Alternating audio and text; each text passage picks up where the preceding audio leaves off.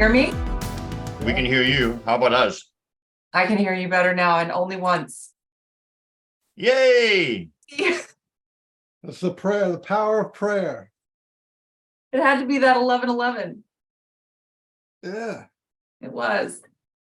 Okay, Can you change me back to Susan? I can. Presto changeo. There you are. Oh, thank you.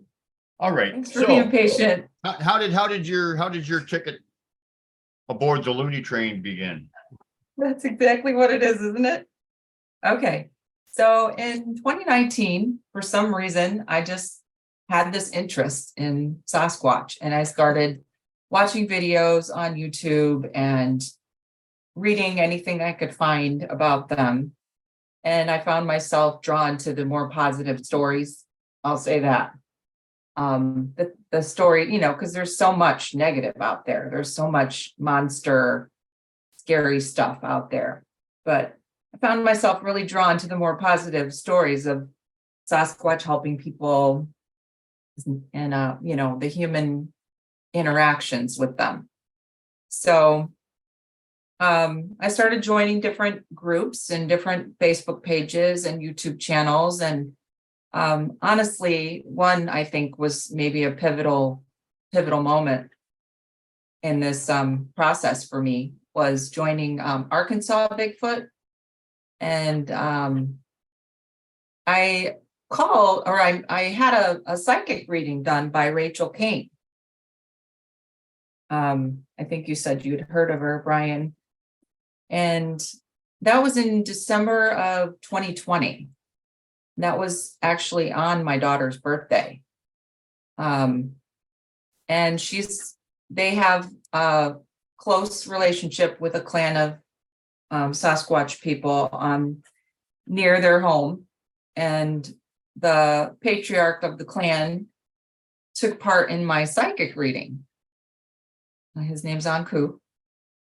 And it kind of, I think, was the turning point. And after that, I realized that contact was actually being made with me as well. He said things through her to her that she shared with me during the reading. And this is an important thing that I want to mention. I don't know if you know about their channel or her channel. She has a channel called Into the Veil. And she does a lot of paranormal investigations and just topics about all different paranormal stuff. So she has a video called Project of Light. And I honestly believe that I'm part of that project because after my reading with her and the interactions that Anku participated in, if you ever get a chance to go and watch that video, maybe you'll see. But the interactions with me started pretty much immediately after that reading. I showed you the video of the mist going across my porch, and that was daily pretty much for a good long while, that mist. And I didn't know what it was when it started. I started noticing it on the camera, which is ironic in itself. If you think about it, why was I led to look at my camera? Why did I even know to look at my cameras? I started looking at the cameras and seeing this mist go across the porch. And I'm like, what in the world is this? It didn't look like fog, and then it would be gone. So it wasn't making. Oh, can you hear me, Brian? Yeah, sorry. So you started looking at the cameras just for no reason that you can think of? Yeah. Yeah. Okay. Well, we know what's going on, right? Yes. Yeah. So and I'm seeing this mist daily, and I know that there's something to it, but I don't know what. So I'm obsessing over this mist, and I'm watching it, and I shared it with people, and I asked different people what they thought of it, and then I actually shared it with Rachel King, and she said she felt like it didn't have a conscience. Like I don't know how she described it, but she said that something was strange about it. Like she felt it was related to the Sasquatch. And she felt like the video showed that they were there. in that mist. Mhm. So I started to look into it deeper, and as you know, I found what I thought looked like an eyeball, just opening and closing really quickly in that mist. So I'm telling you, I put hours and hours and hours into screenshotting it right when I could see that little eyeball open and close. And then because I'm not very tech savvy, as you can see. Mhm. So So what, So that, lo and behold, after really working on that video, I got a full body form of a Sasquatch man right behind my porch, just looking right up at the camera. You tell me he didn't give me that. of course, Gave me That wasn't the photo. mist. That was just also caught on the camera, but it's not the mist. The mist, The mist didn't turn into a full body, right? you can see the full body right on second 22 to 23. If you stop video right at that moment. So And that was a full body. That was what you meant by the full body in the mist. right. we Yeah. have that video. Did you wanna, well, let's look at it in a bit. Let's keep going for a bit, but we will look at Okay. it while we're still on the subject. Yeah. Okay. So when I found that, when I found the image of the Sasquatch man at the bottom of the porch, everything changed. I knew that they had come for me to show me their presence. I knew that they came because I wanted them to. And I wanted to have a relationship with them because I'd been researching them for the better part of a year. Do you think you already had a relationship with them in retrospect? Some things have come up since this has all happened, because I'm now completely telepathically open. I have communication going on constantly, 100%. Any day of the week that I want to, I can tune in and speak to any of them that I want to telepathically. It's completely on. Any, I just got a little chills off of that. That's pretty Yeah. cool. That's When- So when you now I call the word that they gave me, and this is all new to me. I've never went down that road before this happened in my life, but they tell me now I'm a medium to them. I'm a medium to them, and I'm a medium to pretty much anything. and a healer, you said. And that's what they tell me, and I don't know what to do with that yet either. I'm still working on that. So let me ask you, let's back up before we lose track of what, a point I wanted to bring up. So what is this, group that, Mrs. King. Miss King, yeah, I can't remember her first name, Rachel King. Rachel What, King.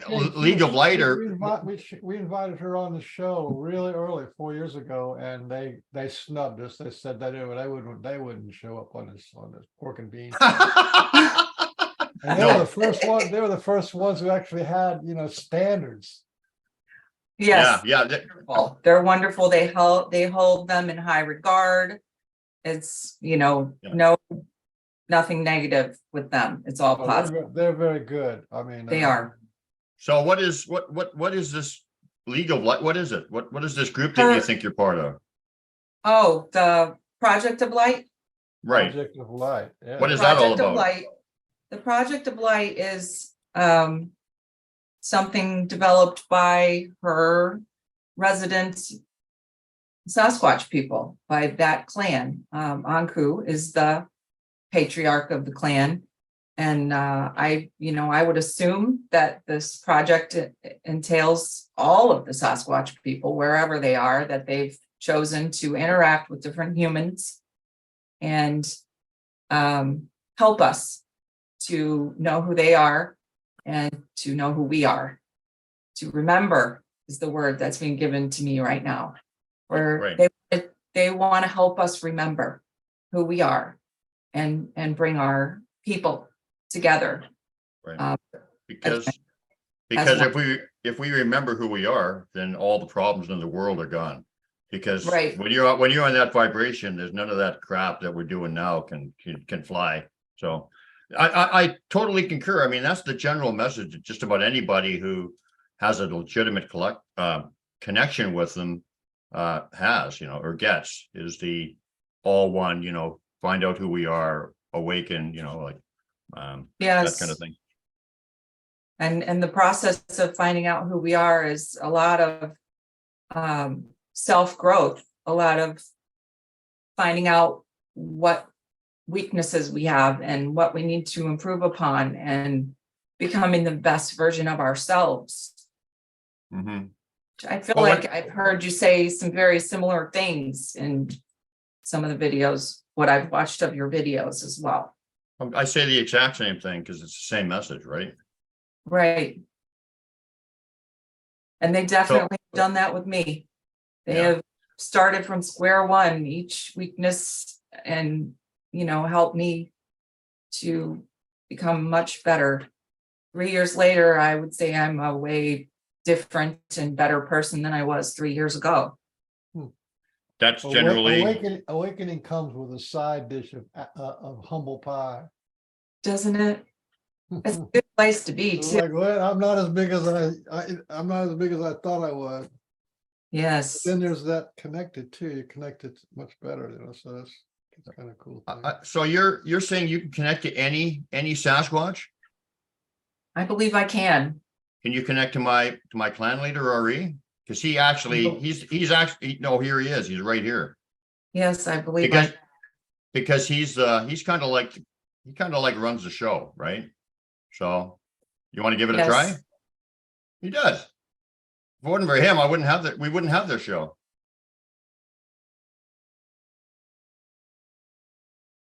I haven't done this on camera, That's fine. but yes, I can do that. Well, does he have something Okay. to say or share, or? Give me a moment.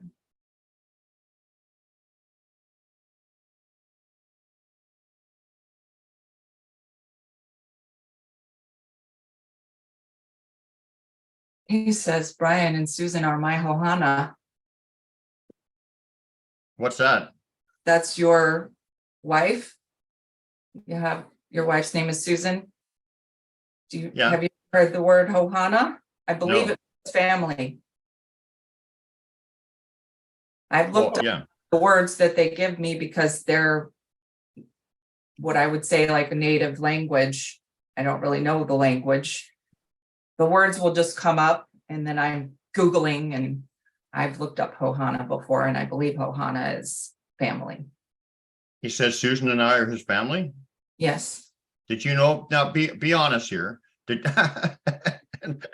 you know my wife's name was Susan? Yes, I've heard you say your wife's name before. Okay, but that doesn't If your matter. wife or if she was I've heard you say Susan though. Okay. Is he anything else? He definitely checked in. He's still here, as a matter of fact. He's right in my head.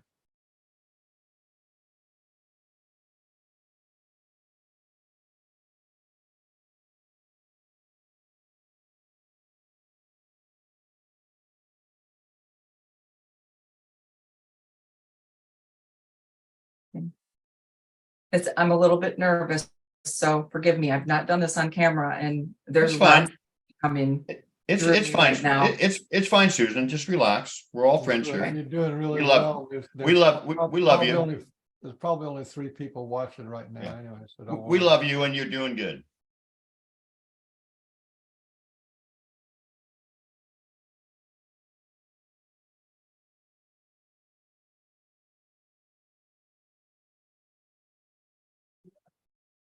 Wasn't for him, I wouldn't have.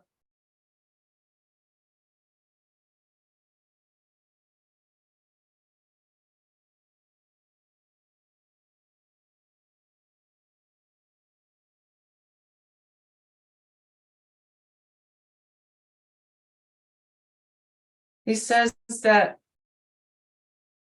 when I was reaching out to you about the glyph, that he wanted me to reach out to you about the glyph. Of course. He said he wanted to make this connection. With you? Because he's saying like-minded. He's saying like-minded. They want to bring the people together that are like-minded. Because I'm not only telling my story, is what he's saying. I'm telling his. And that makes me cry. Yeah. Oh, I'm sorry. I just got hit up with a full, like right across the chest, the big energy in my head. He's really here. Well, I mean, Yeah. Ooh, ooh. They say that I'm telling. He, you ever notice Beans that RE always gets people crying? I know, This, it's that's about how everybody you who- know. it's the best thing ever.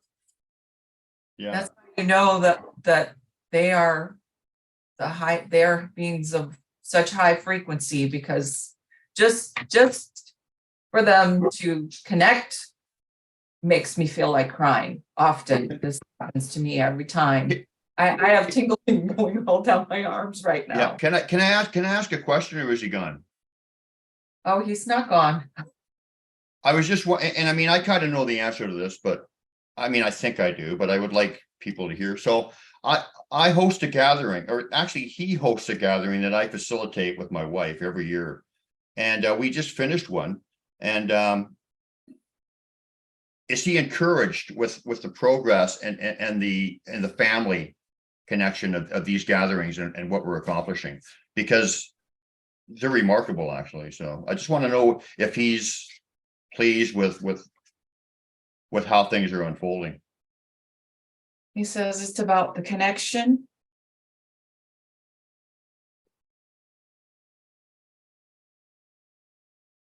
And it is good. It is exactly what they are looking to help us accomplish. He's very happy. He says, keep doing the good work, Brian. We are here. We are helping. We want to contribute to this connection. And we love you. You mean me specifically, or There is so much more. Go ahead. If there's more, you can just keep going if you want. I don't know if that means he wants me to continue, or if that means there is so much more to say about it. Oh, okay. Yeah. There is so much more to say about it. There is so much for this human connection with the Sasquatch. People, my people. There is so much more to learn, to give healings, love.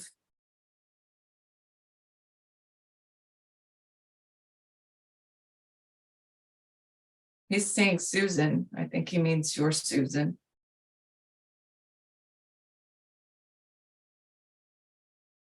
Susan is playing a great part in this, he says.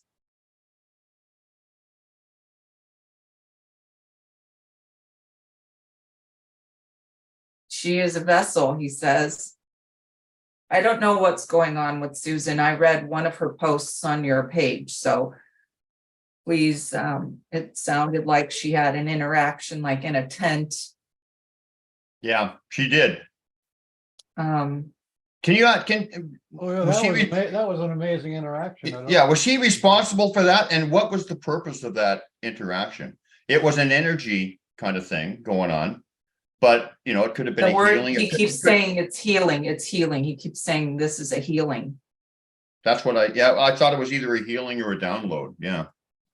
This is a healing. Okay. He said, and a download. And a download. Yeah. Sweet. The old Wow, his energy is quite amazing. I have a question for Ari, if you don't mind. Can you? he don't like you. He told me he don't like you. That's all right. I'm just joking. I'm just joking. Uh, Go ahead. What do you mean, go ahead? Who do you think you are? Are you the boss or something? Well, my name is first on the marquee, isn't it? Yeah, I'm holding it down. Yeah, No, you're the heart, you're the heart. My of question the is show. this, I was shown earlier this year that the Sasquatch kind of gave me this download that around 2,000 Sasquatch have been appointed to watch over all the videos that are made on YouTube of around 4 million, and the people who watch videos are actually in contact with the Sasquatch people. So that's like 2,000 Sasquatch are monitoring around 4 million people. And ask Ari if that's something like that is true. It's kind of funny because they have this name for the phones and the computers that they use with me. And he just said, yes, we are monitoring the zip zip. That's what they call our social media and our, I don't know if it's like a term, just a fun term of endearment that they use for it, or if that's just what they call it. But he said, yes, we are monitoring the zip zip.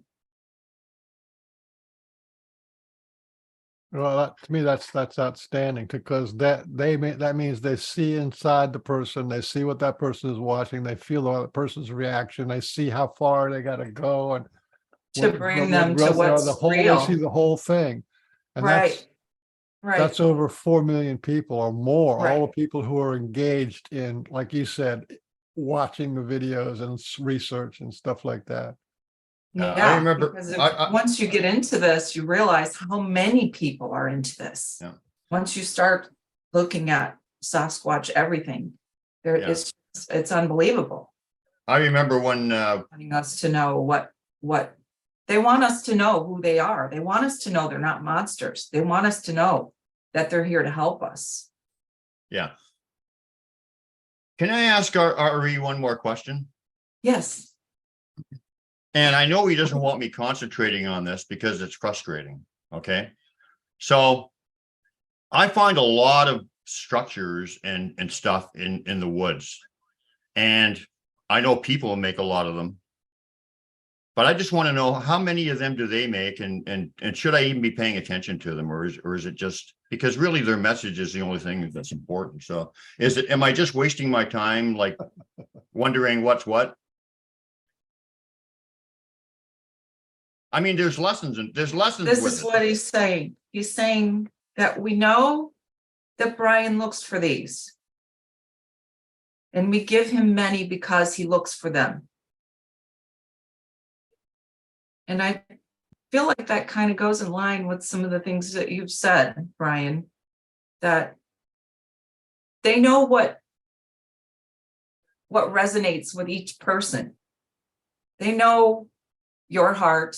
They know that these are things you look for when you go out there, and it gives you some sense of joy, and it is a connection to you. So they give that to you because they know how much it means to you. Well, I've also got some great answers there. I mean, I found out the meaning of the Y stick through a glyph because I just said, wait a minute, this is what it means now. And then, are you aware of the fact that if you come up with a meaning for one of their glyphs or whatever, you know what the glyph is, right? Right. That they will already know that you're going to come up with that meaning years before you do. That's incredible. The time thing, I'm still struggling with the time yeah. thing. I have a story about that I find very interesting, that you might as well. The time thing still baffles me. I'm working on that. But well, yeah, they taught me earlier. It took me 2 years to figure that one out. They guided me into that. It has to do with no space. It has to do with no space. Also means no time, because there's not point A to point B, is what time is, right? Right. There's no space. Linear. If there's no space, there's no time. Right. Yeah. And that's very hard to wrap your head around. That's very hard to wrap. I had to go look at physics and all the cutting edge of the understandings of all the stuff, now. But that basically, that's what, and they live in no space. Right. But And I- so, I So that's how can I you, bring up you, something about that while we're on that? That About no space and time? mind, yeah, kind of blows Okay, my mind a little bit. yeah, but let me just say that before you get into that, um, a lot of my lessons, especially are all about the time thing and whatever, and they've proven it to me that it doesn't exist, you know, and that they know what's going to happen before it happens or what's going to happen in the future. So it's a real thing. It's not linear. Right. Time is an invention of man for points of reference, right? Still wrapping my head around it. I know, but anyway, so go ahead with what you're going to say. So yesterday, when I was communicating with you and I realized that Michael, or maybe it wasn't Michael, the other gentleman that was on your Sasquatch Connections video, he kept mentioning Raja. And so I reached out to you and asked you about Raja because I have a Raja that interacts, communicates with me, came here. And I have a photo that, you know, some might not see, but I see. I know she was 10 feet away from me and had a small child with her. And so I asked you, do you think it's possible that this could be the same Raja? Because it kept coming to me. And obviously all of this happens for a reason. You know, we're learning as we go every day. So I asked you, and you said that Raja had interacted with you, not only the other gentleman on your video. So you had mentioned in your video that Raja was 24. Am I right? No, I believe so. I don't Somebody, know how she's probably she's in her 20s, but I don't know exactly how old she is. but somebody in the video said that Raja was in her 20s. Are you And- talking about with the video with myself and the lady It named was Mary? Arla was in it, Michael was in it, and a man last name Harold, possibly. Harold? Oh, that guy. Yeah. I don't know. Anyway, so what's the point? So anyway, the point is, Raja apparently for you is 20, in her 20s. And I have this Raja that has come to me. And when I've spoken to Raja, I asked how old she is, and I was told she was an elder. And so yesterday, when she started to communicate with me, and I said, are you the same Raja that communicates with Brian? And she says yes. And then I'm like, you can't be the same Raja. You told me you're an elder. So here we go with the time thing. And I get like this image of her just kind of looking at me with her eyebrow raised, like, we're teaching you. I'm Raja. I'm the 20-year-old Raja and the elder Raja at the same time. She's extremely wise. This is my like introduction into this time thing. Like, it's just wow. It's just With Sasquatch it's different, and also with certain tribes in Africa it's different. If you were an elder in your past lifetime and then you're born in this lifetime, you're still an elder. We don't lose anything. Like we lose our memories. We have to start all over again with the spoon fed and all that. They don't do that. They're kind of fully realized. They never really fall into the Maya and samsara and all this kind of stuff that we got to deal with. it's just mind-blowing. All of it. Mind-blowing, yeah. It really is. They are really, really high beings. I call them Yeah. archangel class earth spirits. Far Yeah, more they're, intelligent you than know. humans. Yeah. So Yeah. I still feel Ari's here. We don't want to leave him. We don't want to leave him in the dark. Does he have anything else to say?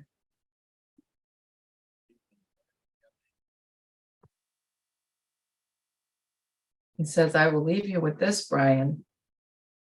We are one. We are connected. We are all things in love. We will walk together as brothers as you know. Yeah, I sure do. I do know, Ari.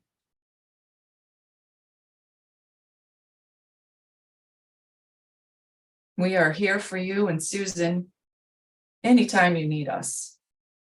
All you have to do is ask. Just have the intention in your heart, and I listen. I know he does. He's Thanks. now, oh man, I'm just getting hit up with this big time energy. Wow. Isn't he incredible? He's an incredible dude. He's an incredible dude. And now, even though he's my Yes. guy, I don't care. He's incredible. They all are. They all are. Oh, They all I'm just something I just- unique and special, and it's just I just got this euphoria all across my chest and Have you ever heard of Kathleen Odom?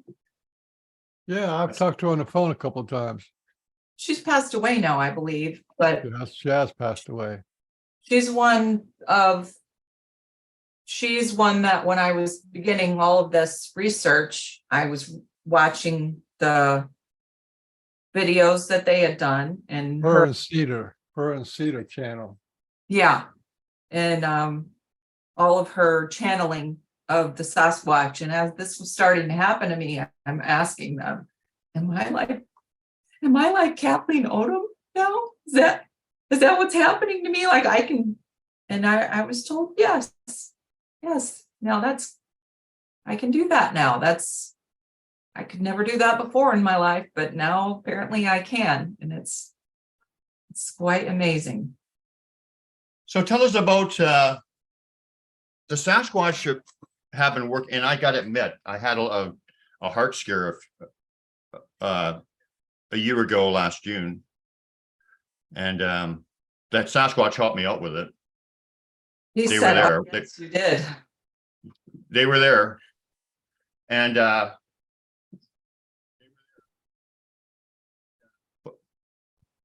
what was I going to say? Jeez, this old age thing is killing me.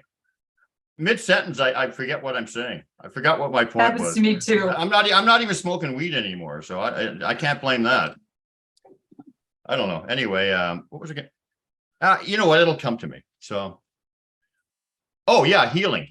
So the healing thing. So yeah, they've been encouraging me to do it, and I haven't really been doing it for about a year now because just haven't felt like it or whatever. But I feel like I have to get back into it.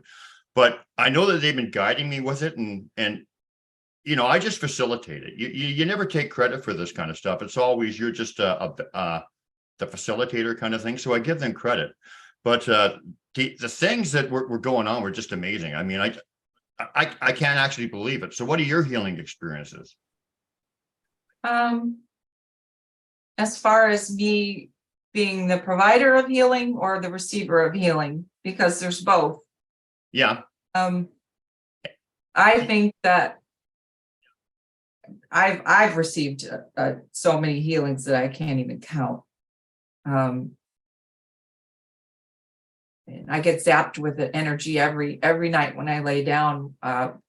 It starts in my ears like tinnitus almost, but it's not tinnitus. It's some type of a frequency that I'm being covered in. And I can feel it, pretty much all over my body. I'm not really sure what it is, but I believe I've had, a few years ago, I was taking some medications for different things. And over the 3 years, it took about a year of contact with them. And they asked me to stop taking these medications. And I did. And I didn't need them anymore. And, the average person might think, oh, I can't stop taking this medication. It's going to harm me, or, then this condition that I was taking the medication for is going to be worse and uncontrolled. specifically, I suffered from depression. And they healed it. It's gone. There is no more depression, and I don't take medication for it anymore. I haven't taken medication for it in over 2 years. Beautiful. Yeah, that was one. That was huge. That's huge. If you know anybody that's ever had issues with depression. It is huge. It is practically, Yeah. on a practical level, it is uncurable. It's something that some kind of transformation has to happen for it to go away. And it's not Yeah. drugs that can do it.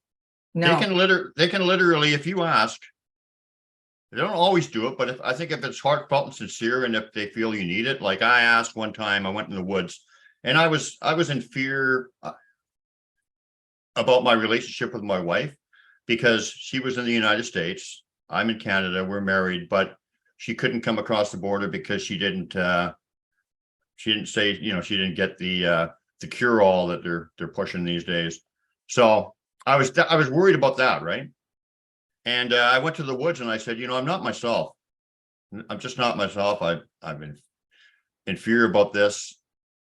And like a light switch, it was a miracle. It was just like a light switch. They turned it off, and I never felt that again. I asked and I got it instantly. So what you're saying is true. They can Yeah. definitely do that. They can, and they do. Anything that I'm sure I think there's things that they cannot heal, or maybe the case is more that they're not given permission to from source, I guess. Well, I mean, I think that they have to respect our free will, and they can give us nudges and whatever, but they can't take us to where we have to go. They can guide us to where we have to go, right? There's that free will and that soul journey thing that they have to respect too, right? Yes. If you came here to experience the struggle of illness, then they may not be able to take away that illness, because that's what you came here for. But if if you come here and you got beat up emotionally and that caused a lot of physical stuff, they could probably do something about that. They're saying to heal oneself is to heal others. Part of the journey is to learn to heal oneself. Yeah. It's funny. Because I always thought, and I think you did too, I think you had a relationship with him before you realized it, because I think even past lives or whatever. But even when I was a little kid, I had some weird idea that I could heal and whatever. I didn't even know where it came from. But strangely, I feel that as well.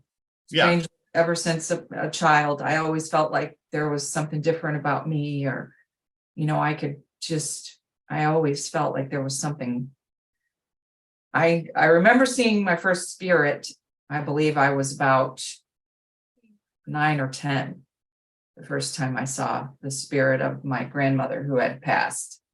And I used to think that there was spirits in my bedroom as a child. I was afraid. But now I realize, looking back on that there was, that this has been going on my whole life, and I just became open to it. Well, you got a safety factor. You started off your talk about channeling, and then you kind of stumbled around saying something about I can channel anything, and but you have the safety factor now. If you're connected to the Sasquatch, they are as a group the most powerful beings on this planet in terms of compassion and also bravery and protection.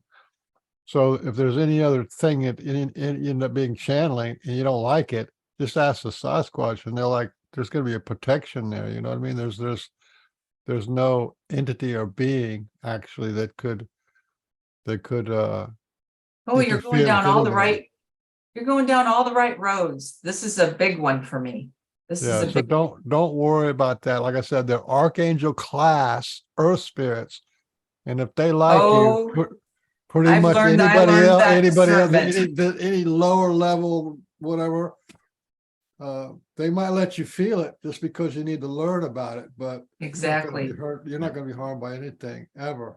Okay. Discernment is what it's called. Can And I lesson. can I ask, I have one more thing to ask of Ari, and I'm sorry, but this is important. Now that very important. No, it's not for me. It's not for me. And Okay. I am just like, whoa, he is right here. Like he is on fire. Brian, why don't Okay. you channel him, Brian? What did you channel? I him? do. Do you I hear him, Brian? Do you hear him? I feel him.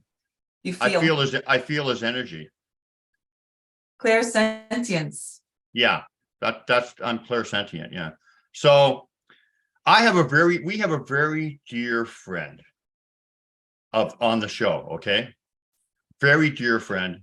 And he's got a medical condition. And I know you said that some people have to experience illness and whatever, because it's their life path or whatever.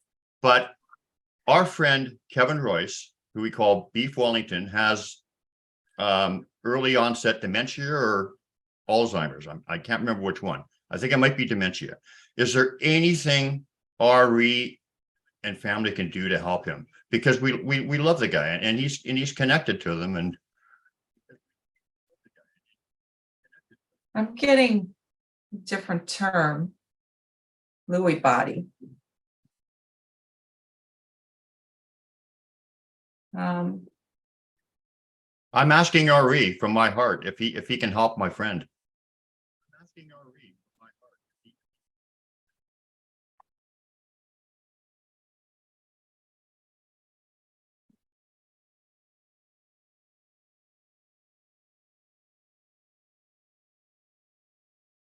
Ari is helping Kevin, but remember, Kevin's journey is his own. If I am not able to help him in the ways that you would like, this does not mean I'm not helping him. Can I help him? Can I facilitate a healing? Or is it something he just has to experience? And I know this is kind of hard for Kevin to hear. I'm getting an image now. Sometimes it's not always words, but I'm getting an image that it's like the big light. If you put your healing powers together with Ari's and Ari's people, it can only do good, he says. It can only do good. The more light from the more sources can only help. So what I was doing before when they were observing me, is that what he wants me to try to do again? I assume. I call on them, and I call on Christ too. Yes. I call on many healers, right?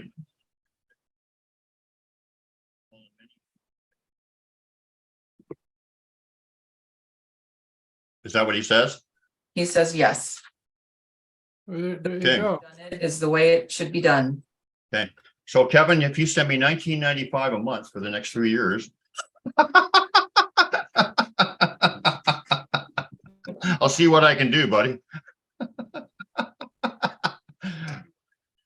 Yeah, of course that was a joke.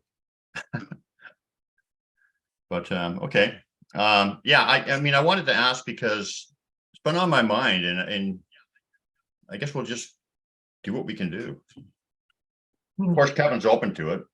He should come on the show and say hi. Is he part of your show, your podcast? I thought I saw the name. Yeah, we call him Beef Wellington. He He's a stops in friend. once in a while. I'll send him a link. I doubt he's going to be able to come on a Sunday, but I'll send it to him just in case. So anyway, say something, Beans, while I do that. I say we should have you talk less and have Susan talk more.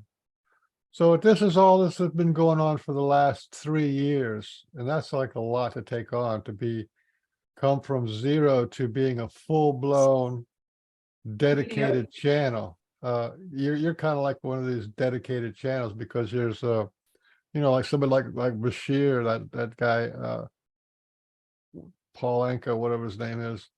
He's kind of dedicated channel for this entity called Bashir. That's kind of big league kind of stuff. And usually to have a dedicated channel, even though you're kind of dedicated to the Sasquatch people in a whole, that's kind of a big deal. That's a lot, pretty big shoes to step into. It's been a bit overwhelming, especially with, I've struggled a lot with telling people, because especially initially, because people don't believe you. People think you're nuts, you're making it up. I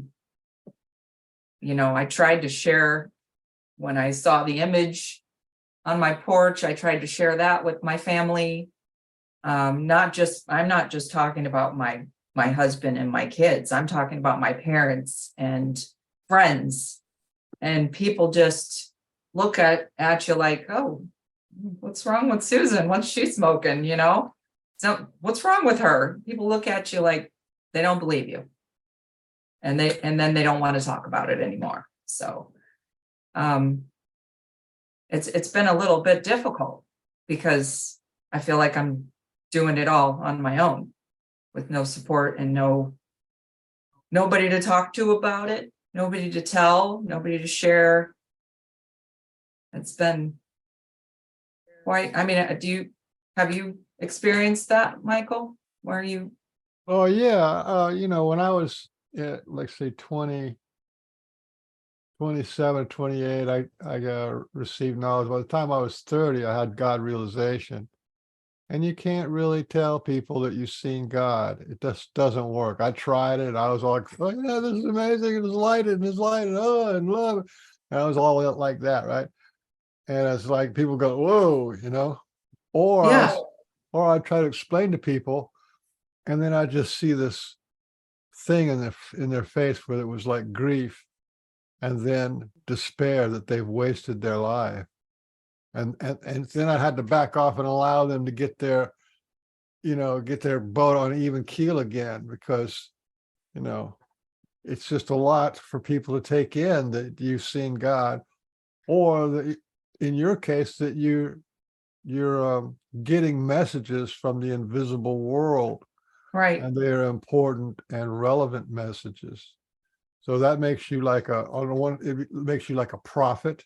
That's what the Bible was written by prophets, which people who are like you, they would get these messages and they'd write them down. That's kind of how all scriptures were done. Yeah. That's a lot to take on, but I've had that. Yeah. But you find your way, because telling people isn't important. It Right. isn't important to tell people, The part of it that's important, I believe, is that I'm maybe part of what you guys are doing and trying to shed light on who they are and the love that surrounds them. And, that for that reason, that part of telling is important. That if we can change, how many viewers do you guys have? How many subscribers do you guys have? If we could change 5 hearts, and those 5 hearts share with 5 more people, and those share with 5 more people, is how it was presented to me, then we've spread that light to that many more people. So that part of it's important. It's not about the notoriety or the giving any credit for anything sort of thing, like the healings, for instance. They don't want credit for the healings.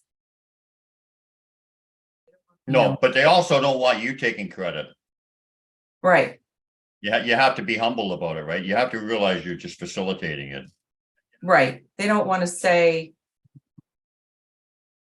I don't know how to put that into words, that they don't want us to put them up on a pedestal, is what I'm being given. They don't want to be put up on a pedestal for the good things that they do, though, as well.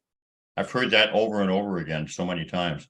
Okay, Yeah. I'm So glad you, because this is just coming to me. yeah. So when you, when we were talking, prior to the show, you said you would like to shed some light on who the Sasquatch people are. So talk about that for a bit.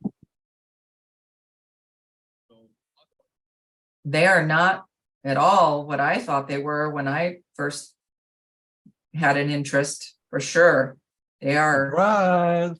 yeah, the spirit to me, I from my experience, I almost feel that they are more spirit than they are physical. I don't know about you. A nice way of looking at it. Yeah. Oh, they're both, but probably, yeah, you're probably right. Definitely both though, but Right. They, you know, I don't even, there's so many things that I've questioned still and wonder, I don't even know if they need to eat food is where my thoughts are going right now. I think that they are given nutrients through the elements, through the earth. All of their, I don't think that they have to eat like we do. I've heard many times They that, just like to eat. That's the only Yeah. reason why they eat is they like to eat. that's what I heard too. They eat because they enjoy it, but it's not something that they necessarily have to do. They're Right. definitely like I said, they're like high yogis, they're like somewhere in the neighborhood of ascended masters. Well- And that may not be all of them. They're just maybe the ones that I've run into. Well, Right. isn't it true that there are men in the world who do not have to eat? Isn't- I have heard that, but I've heard that. So I mean, it stands to reason that if there are people on the earth that do not have to eat to sustain life, then they obviously would not have to, because they are far in advance of our wisest men, I think. Well, I Right. know. Oh, yeah. Yeah, we know, don't we? So, I mean, if human beings are capable of it, then they would definitely be capable of it. And all the things that they do, we are capable of, all their abilities. And it's funny, when we're introduced to them, how many of the abilities start opening up in people, like my clairsentience. Is that what you said? Is that what you call Yeah. it? Yes. And your stuff. So since you're reading with Mrs. King or Miss King or Yeah, Mrs. Rachel King, Rachel Right. King, things opened up for you, right? All these abilities started opening up. Is that basically true? Yes, and one thing she said to me, that she said, Anku said it, I had a star on my forehead. And when she said it, I thought, what does that mean? I have a star on my forehead. So I started Googling star on forehead, and I'm coming up with like whatever I could find. And I believe that means I'm star seed, which came to me much later. So, and Anku told me that. Star seed. You're a star seed. Yeah. So I think maybe many humans are star seeds, that we came from star people in our DNA. Or whether that's in a previous life, or I don't know. I can't explain it all. But so that also means that we are being influenced by not only the Sasquatch people, who may also be considered star people, Yeah. but all kinds of other star people. Mm-hmm. Yeah. Is that making sense? Absolutely. Yeah. Yeah, like mantis beings and ant people, and do you believe in all of those? I've been given different terms, different types of people since this started happening. The most recent was Vega. Just all of a sudden came into my head, was being said to me, Vega. And I thought, okay, is this a being that's trying to talk to me named Vega? I didn't know what it was or why this being was saying Vega to me. So I started Googling Vega. And Vega is apparently a star part of the Arcturian Lyran star constellation. Hmm. Oh, that means you had the lion people close to you. The lion people, lion-headed people. They're very Yeah. cool. I don't know what their connection is with the Sasquatch people, but they seem to be all around. Anybody who's being introduced to Sasquatch, they'll have a connection to an invisible, unknown, unseen, unfelt connection with the Lyrans. Yeah, I got a connection with the Mantis people, but that's the only one I know of. I'm not familiar with that one. Well, they look like giant praying mantis. Kind of creepy looking, actually. Well, imagine an 8-foot tall praying mantis. Wouldn't that look kind of weird? Yeah, a little bit. Yeah. So, yeah, but anyway, so what were the first things you started noticing? So you had your reading from Rachel King, and then your connection started right away, and your ability started opening up. It's definitely been over time. Think they worked on me first, doing some things for me to show me. I don't know if they were showing me love, if they were showing me that they cared for me and gaining, I think initially I was kind of still fearful because I didn't know what I was doing or what I was dealing with, and it was all kind of blowing my mind.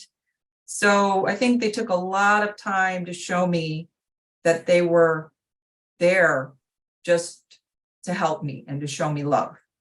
I had a rotator cuff surgery about 10 days after I spoke with Rachel.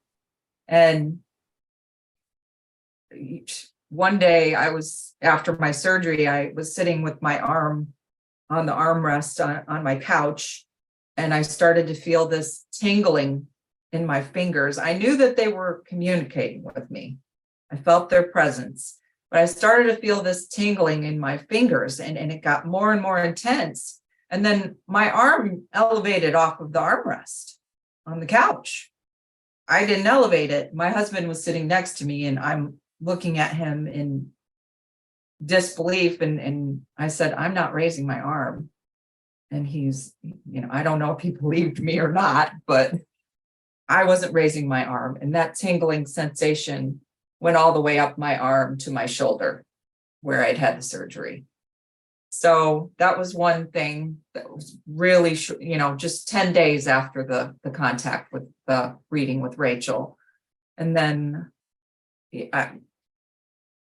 I felt them doing things to my head. I had problems with severe headaches for a long time. I was popping ibuprofen a couple times a day with headaches, and I would feel them at night when I would lay down. I would feel like a buzzing feeling in my head, tingling feeling all in my head. I even had a bout with one eye would occasionally just go black. So I don't know. I kind of, he says, I think I had some issues with the arteries in my head. I think there was maybe some blockages in the arteries in my head because I was getting this visual disturbance here and there where my eye would just go black. And I felt them doing that to my head, and the headaches started resolving, and I don't take ibuprofen twice a day anymore. I rarely take, maybe once every couple weeks I'll need ibuprofen now. So they definitely did a healing on my head, along with removing the depression, which felt like, and I feel like I could pinpoint that was like having a web pulled off my head. So anyway, you wanted to know when my abilities started to come after many of these healings. And then the communication started to become more and more. I asked them if they could teach me to mind speak, because I'd read or watched all these videos about people that had mind speak with them, and I wanted to know what it was about. I wanted to know if I could do it. So little by little, I would start to hear one word here and there.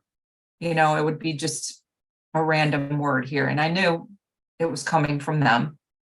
Can you hold on a second? Did you hear it audibly in your head, or was it just a thought?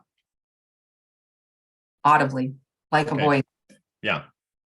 And oddly, I started to realize it would go to different places in my head, not always an ear, sometimes an ear, sometimes here on my head. Okay.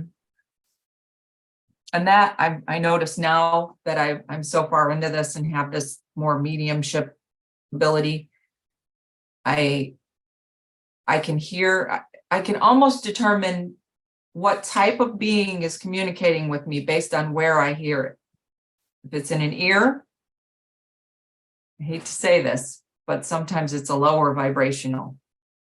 If it's here or up here, it's higher. Sometimes right in the middle of my head. Mhm. I know that that's higher beings communicating with me. I don't know if anybody else that's ever had this experienced that. I would love to know if anybody has anything to say on that, if that's how they feel it. In the ears, maybe lower, higher in the head, higher vibration, higher frequency. I'd love to hear feedback on that. So So that started first, the hearing. So I became very, very clairaudient. how do you can you tell who's communicating with you through energy, or how is that? How do you know who you're in contact with? I don't know if I always know, but I do know often. Strangely enough, I can actually hear, I want to say voice, but it's not really voice. It's more like inflection and tone. Yeah.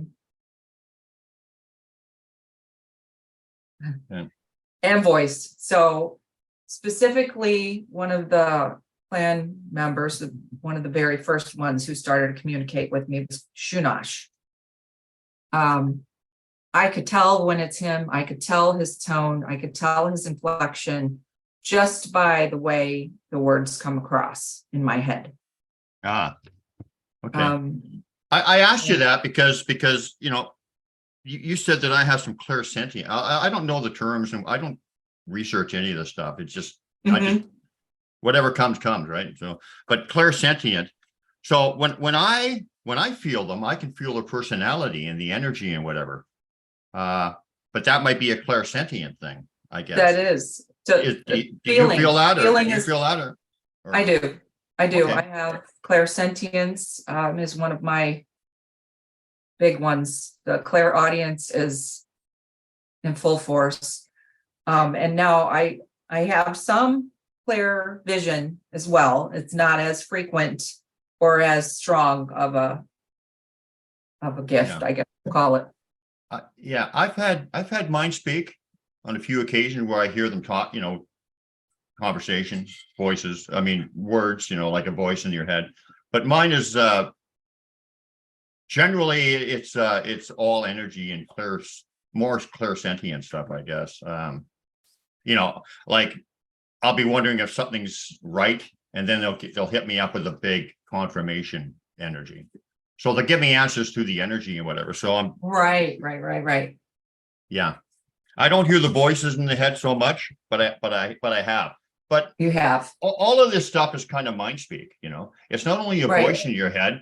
When they put a thought a thought in your head, like they will put thoughts in my head all the time because they want me to discover something. I'll say, geez, I wonder if it's like this, and then there's the answer right on the forest floor in the form of a glyph. As the thought, the answer, like constantly.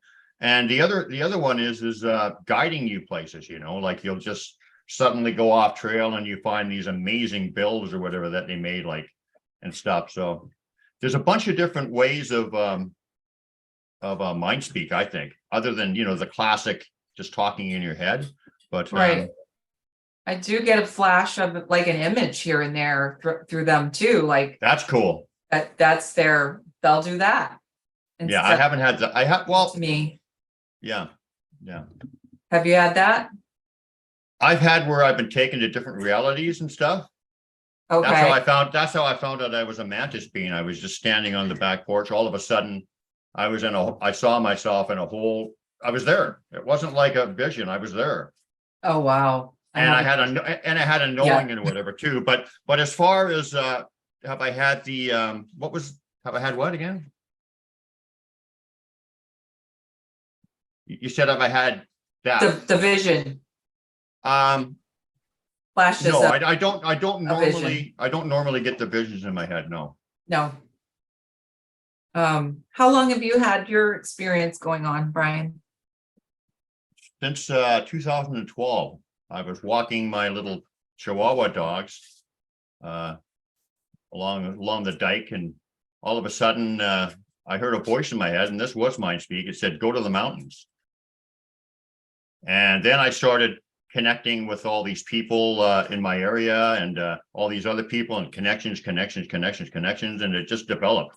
And as soon as I went into the woods the first day, they started communicating with me through glyphs and other things, and it's just been nonstop ever since. And do you think, this was another question I was thinking of, because I like to know if my experience is like anyone else's as Sure. I'm going through this. Do you feel like you have connection every day? oh yeah, I feel them every day. Okay, me too. And I just wonder, is it like that for everyone? Yeah. Well, I don't think it is, but it's like that for me.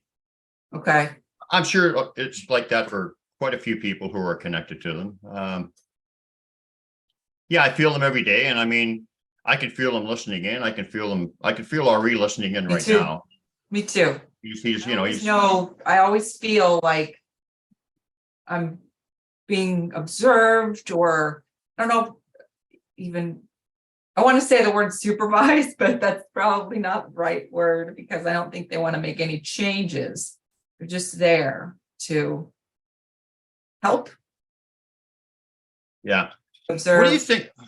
What do you think of one thing I learned about them early on is that they mirror us in a sense. So they will, if we are a certain way and we like certain things or we believe in certain things, they won't tell us it's not true. They will even support it in some ways, because of the fact that we have free will. We have to figure these things out for ourselves, right? So yes, I have definitely experienced that as well. So sometimes the messages, even though they may be true, reflect the personality of the person who's receiving them. Like, you know what I'm saying? Yes, because a lot of times you'll go to them thinking, well, they're so knowledgeable and they're so high frequency. I'm going to ask, maybe you've done this as well. Do you ask them, what should I do about this? Or, what's the right path for me to go on? And in your mind, you already have a path that you think you're going to take, and they'll lead you to the path that you already wanted to take because you needed to learn something on your own. Yeah. Does that make sense? Yeah. I think so, yeah. Even if it wasn't the right path, like. Yes, because that wrong path is a lesson. Right.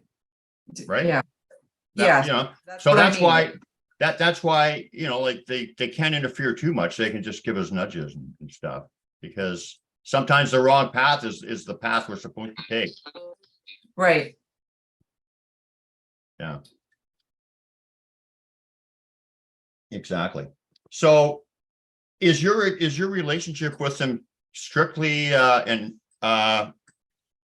energetic and telepathic? Have you had any physical encounters?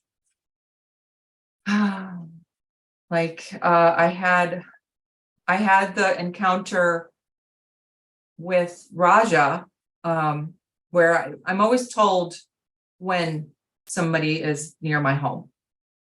They don't live here, but I'm given a knowing, like, come outside, will be said to me. So that night when I had the encounter with Raja, and I believe there was more than just Raja there, but I saw her. And that's the only time that I have ever seen anything with my eyes. Any other time been on camera and even the Pukwudgie video I sent you. I was told to come outside that day, and I walked around and videoed. I was told that there were many. I was told many were there. So I walked around with my camera, with my phone, and videoed. And the oddest thing happens when you do that. The camera wouldn't even focus. Nothing I could do on the phone camera would make it focus. It was just crazy staticky, crazy. And so as I walked up along that tree there, and I sent you that clip, I could see, I looked with my eyes, not through the camera, and I couldn't see anything. And then I looked down at the camera and I could see something there moving. So I zoomed in on it. And there's this little being, small little being, with the ears pinned back and black and white stripes on its back. And I'm just going, I'm in awe. I look from the camera back over there, and I see nothing. Look back to the camera and I see it. Wow. I'm not really sure. You know, this thing On about that tangent. the thing about physical interaction is when I had my first contact with the Sasquatch people, I knew that they were operating on the spiritual realm. And from then until now, you know, I said, well, I knew that they're in the house. They're in my house, and they're in my house now. They're in Brian's house. They're in your house because we're friends. So their energy is in their house. And I said, well, okay. Since you can come in my house, you're welcome to come in my house anytime, but you're also welcome to come into my body, come into my mind.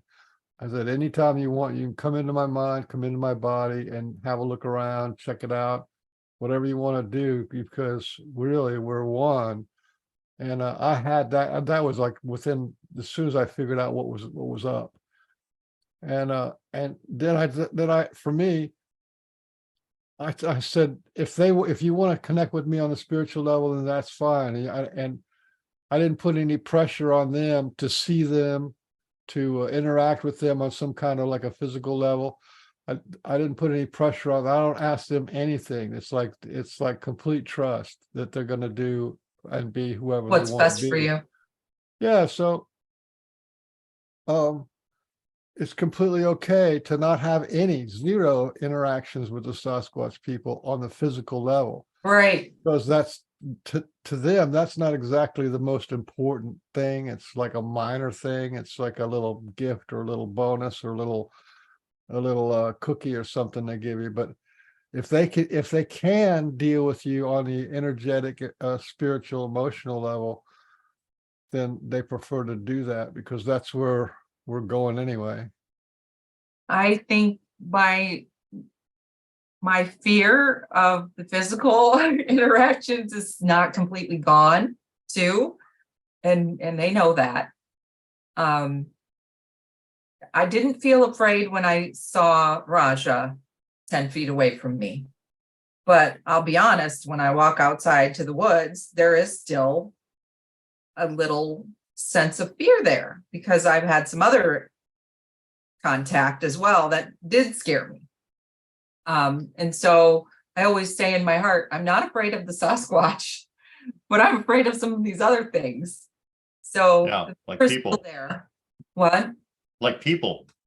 That's right. They're But the most dangerous thing in the woods for gone. sure. So maybe that may be why I don't have more physical interactions. I don't know, but Yeah, I remember when I first saw RE, it was very clear exactly what Bean said. I realized that, this is just a cherry on top. All the lessons and the downloads and everything that I had up to that point was really what was important.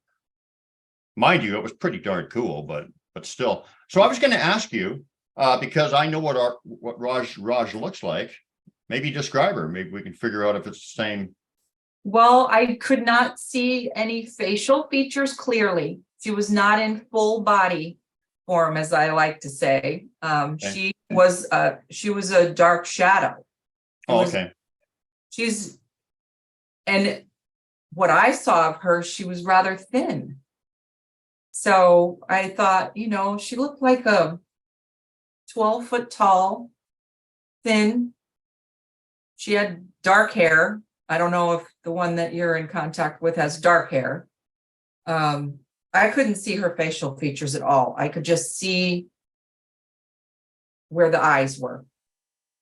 And in a dark, shadowy image about 12 feet tall, 10 feet away from me.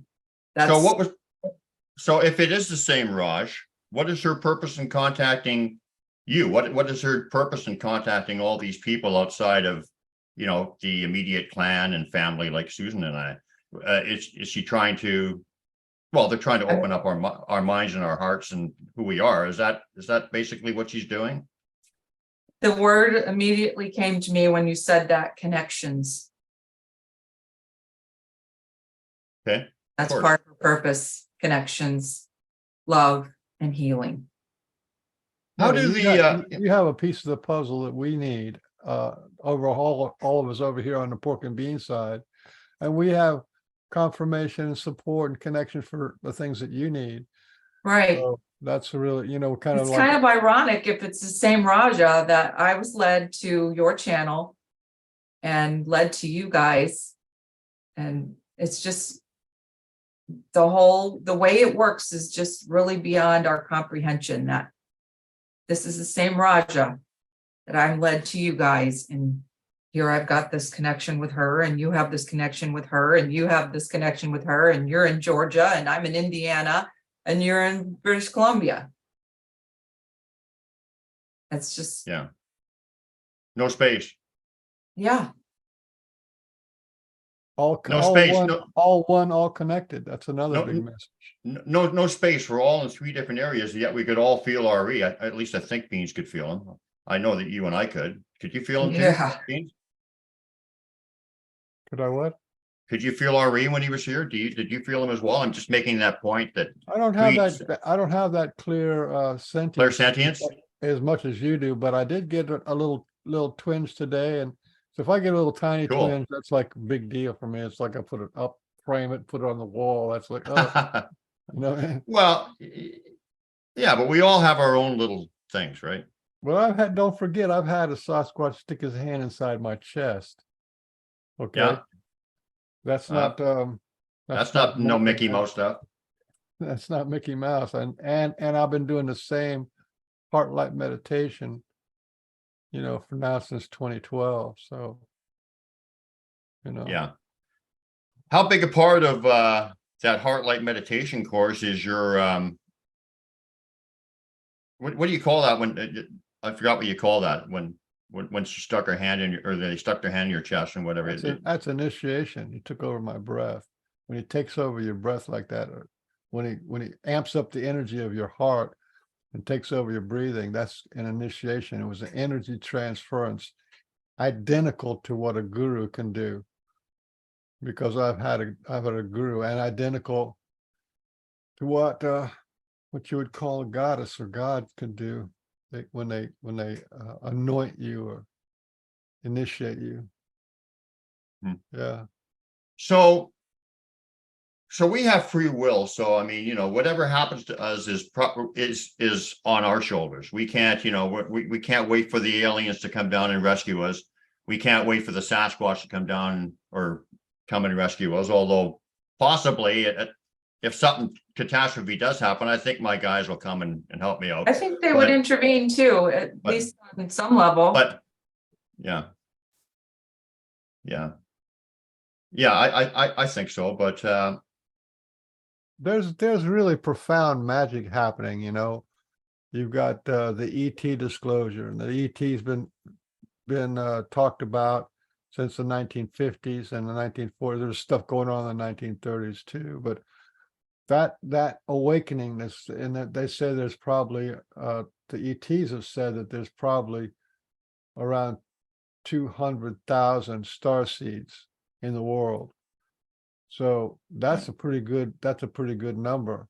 200,000? 200,000 starseeds in the whole world. I mean, That's And not that doesn't sound like that many. That doesn't really sound like that many. Yeah, yeah, well, how many are you supposed to get? it's interesting. No, but I mean, but I would have thought like a millions or something at least, but okay, but that's fine. Starseed. The people who have been contacted by or taken on craft and contacted, human beings have been contacted. That's in the millions. But Yeah. starseeds, people who've come from other planets and decided to incarnate into a body of a human being, it's not Right. that many. I mean, that's still 200,000 is a lot. Yeah. Yeah. Yeah. Have you had any Anyway, to finish up what I was saying is that is a pillar of transformation, because all those people who've been taken on a craft, those 4, 5, 10 million, whatever it is, that have been taken on the craft, they get these upgrades. And then another pillar of transformation, of awakening, is the near-death experience. And that is also in the millions. There's millions of people have had a near-death experience. And then they have this transformational awakening and their spiritual awakening and more love, more nature, less worries, less materialism, and all this kind of stuff. So there's like a greening of the universe, of the planet. And then you come along with the Sasquatch people, and the Sasquatch people are doing the same kind of things as the ET and the near-death experience, and that they're also awakening people. But for me, what they represent is the return of heart to earth. They are heart spirits, and this is the return of heart, where people can be in their heart. Like the reason why you're having a difficult time talking to your family is because they don't have the heart to listen to you. If their heart was in that right place, then they could talk to you. And this is the return of heart. And in a way, you're representing the heart of your family. And that's what the Sasquatch people are doing. They're bringing the heart of the earth and the heart of humanity back to us. And when they do, all the cryptids, all the nature spirits, all the angels, all the celestials, all those people are going to be available to us. But they're not going to come to us until we have some heart maturity going on here. And that's what people like you are doing. They're showing that there's this heart connection, this heart maturity, of it's not an anomaly. It is the oldest of the old school that there is. You know what I mean? When they say all there is love, that's what it really means. And got to get back to that. And if you look at what's going on in the world, all the darkness that's going on in the world, it has one thing in common: heartlessness. Greed is heartlessness. War is heartlessness. Poverty is heartlessness. Fear is heartlessness. You know what I mean? So Yes. the return of heart is a big deal. Yeah. You know what? Sometimes the Sasquatch people give me little phrases or something or whatever, and they put one in my head the other day. Disclosure is realized in the heart. That's where disclosure is going to be realized. Right. Exactly. Not on the media. Yeah, it's not like the president, whatever that guy's name is, Biden, is that his name? Biden, is that your president? Yeah. Anyway, it's not going to be him saying that the alien, hey, there's aliens out here and they're scary and stuff. For some, unfortunately, they'll be pulled into the fear base of that. Disclosure is in the heart. Right. Yeah. And I like what Bean said. That was really well put. Yeah, you're both pissed off, and I'm pissed off that I didn't say it.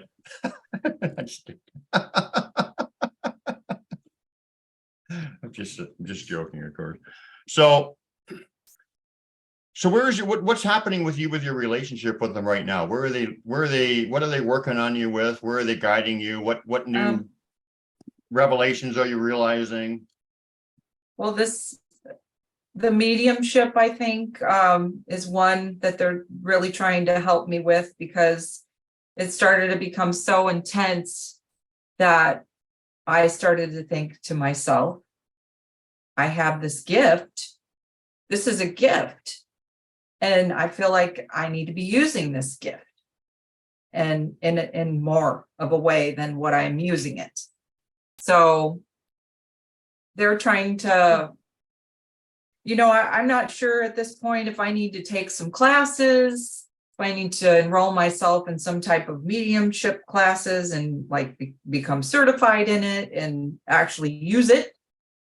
And I started to research different classes to take and things like that. And I was kind of stopped and told, we will teach you all that you need to know. But it's still in my head.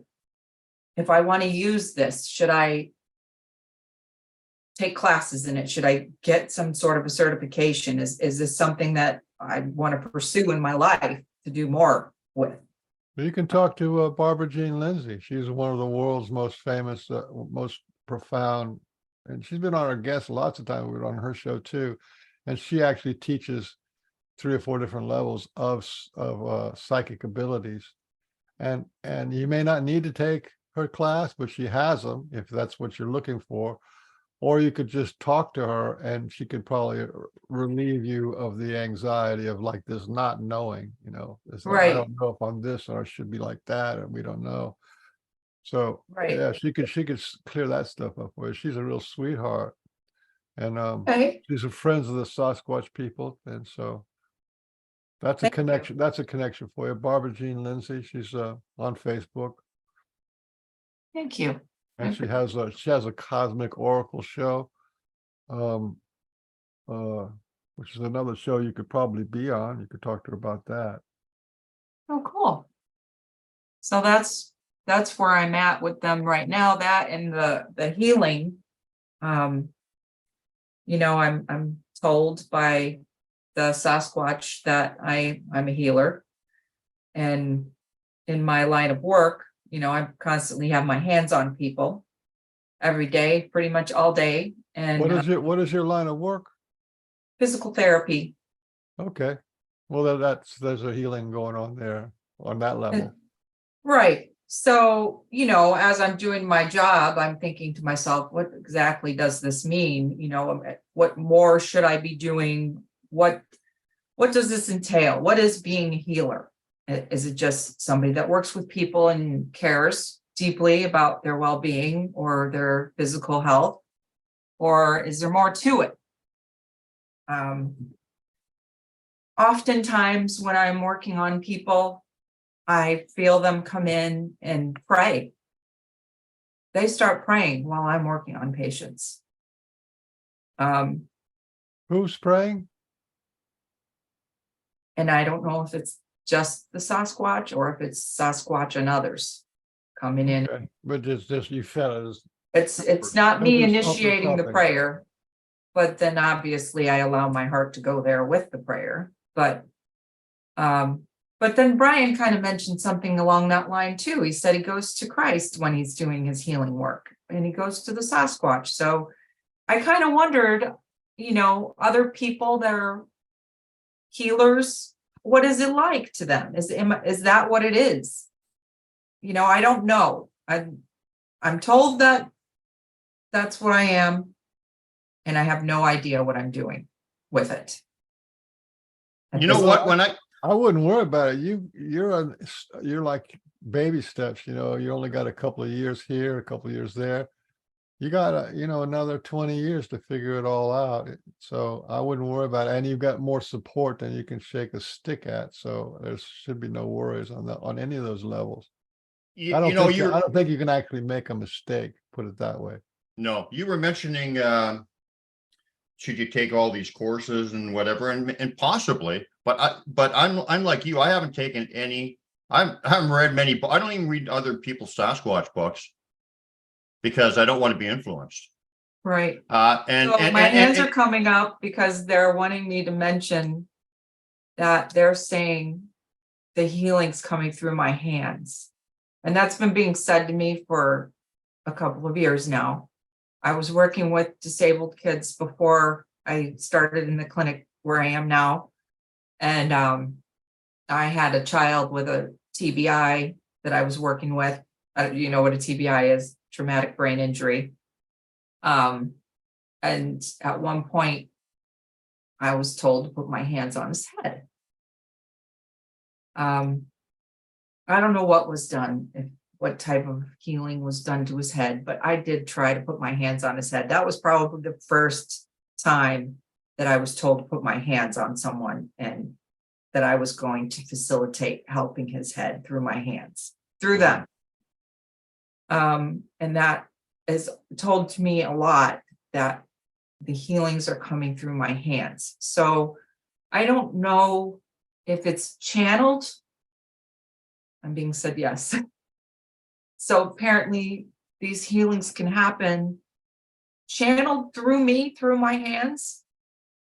And on what level these healings are, I don't know. What am I doing? Am I increasing blood flow? Am I putting positive love, energy into a person? I don't know.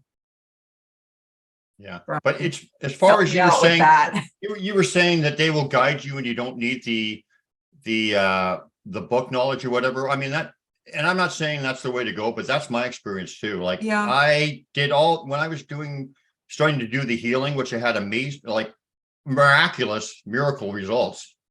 Really? I didn't know what I was doing, but it was all instinctively. I didn't know what I was doing, but it wasn't from training. It was just, I just instinctively knew, Okay. you know? Of course, that's something that I feel like I can't say to anybody as well. You know, I can't tell anybody that I'm told I'm a healer.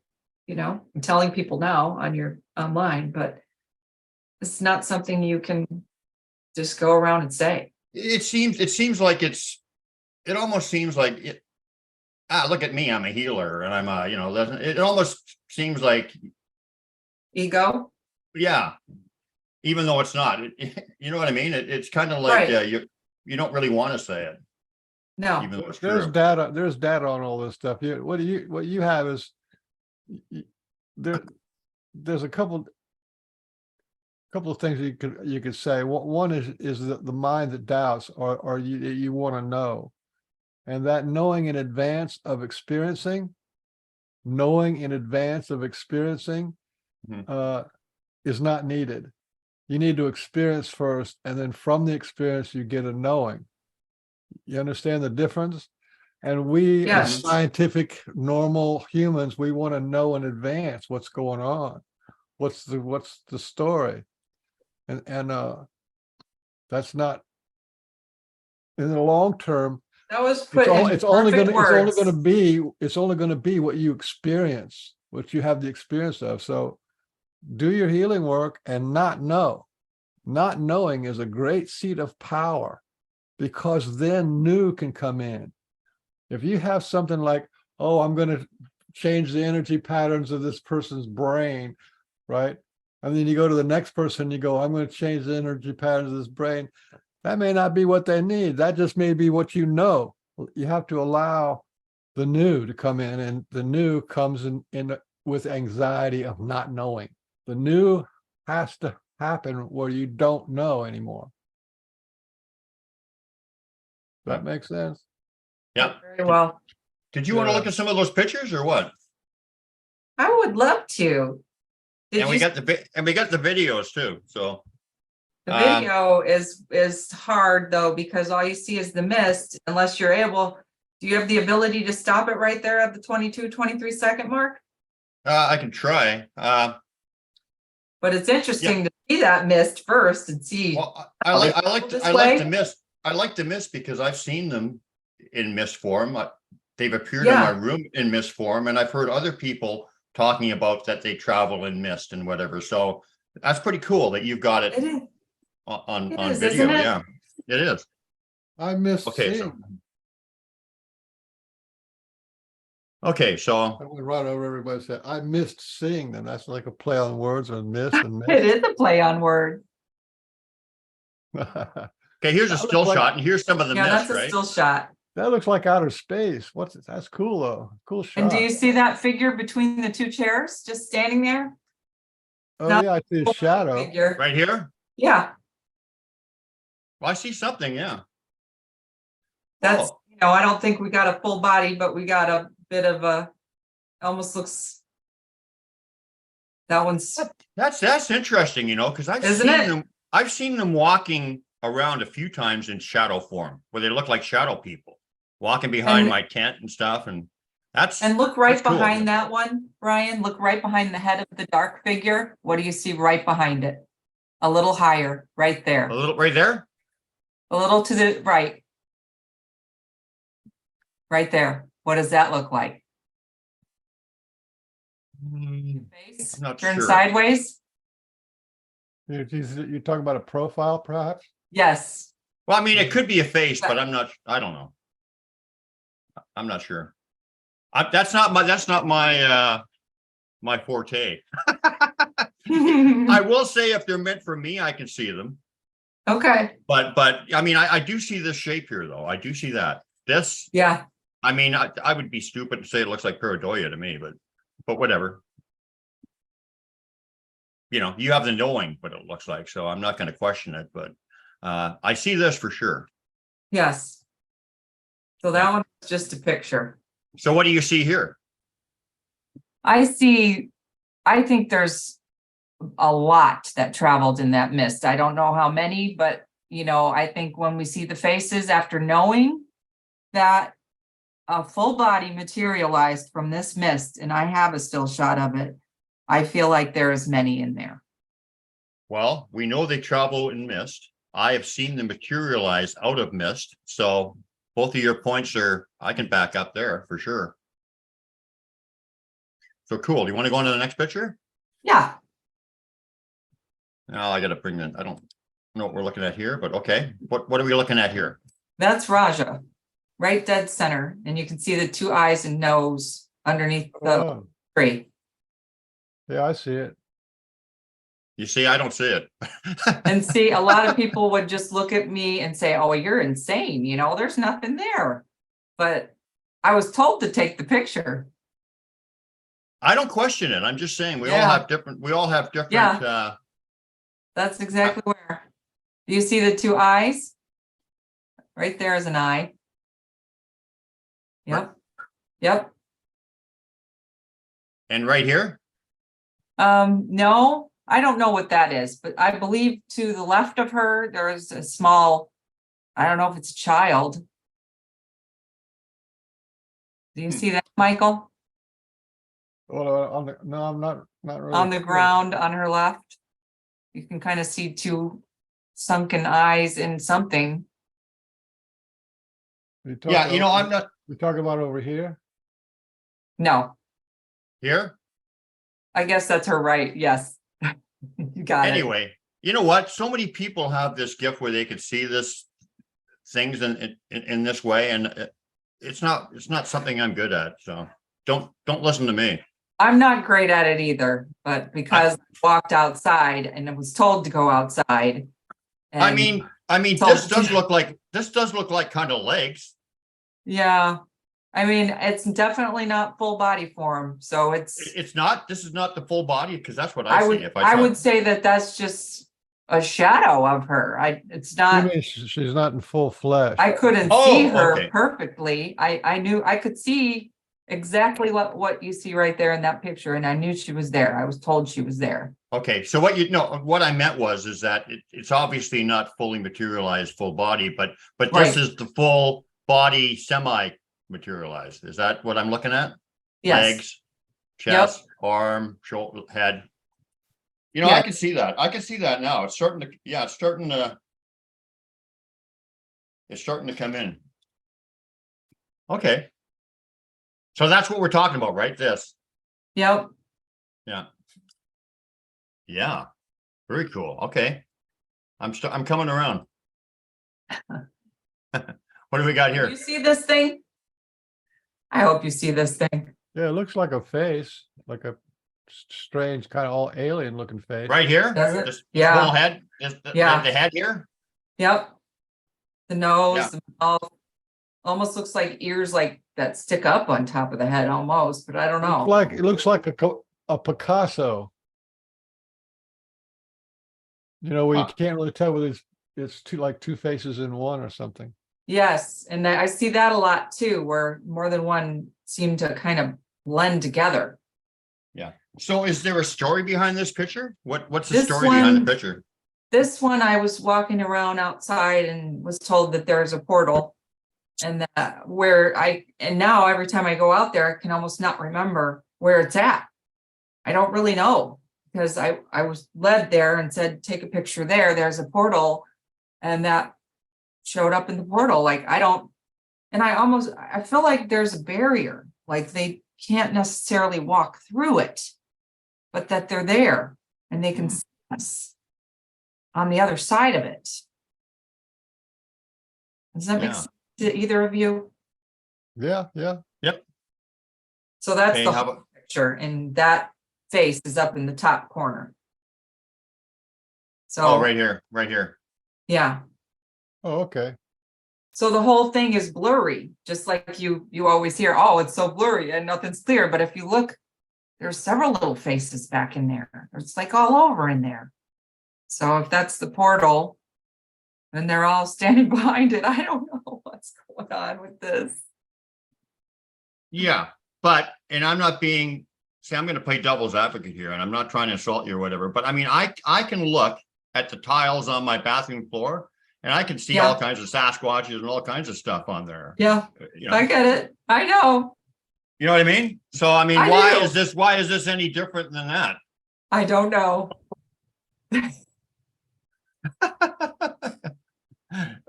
But yeah, I don't know. Either do I I. don't know either. And But I then, mean, it's a legitimate question, right? yes, it is one that I can't say I know for sure or You know, there's a couple of No. groups on Facebook where it's mostly women, and they just post pictures all day long of stuff that they see.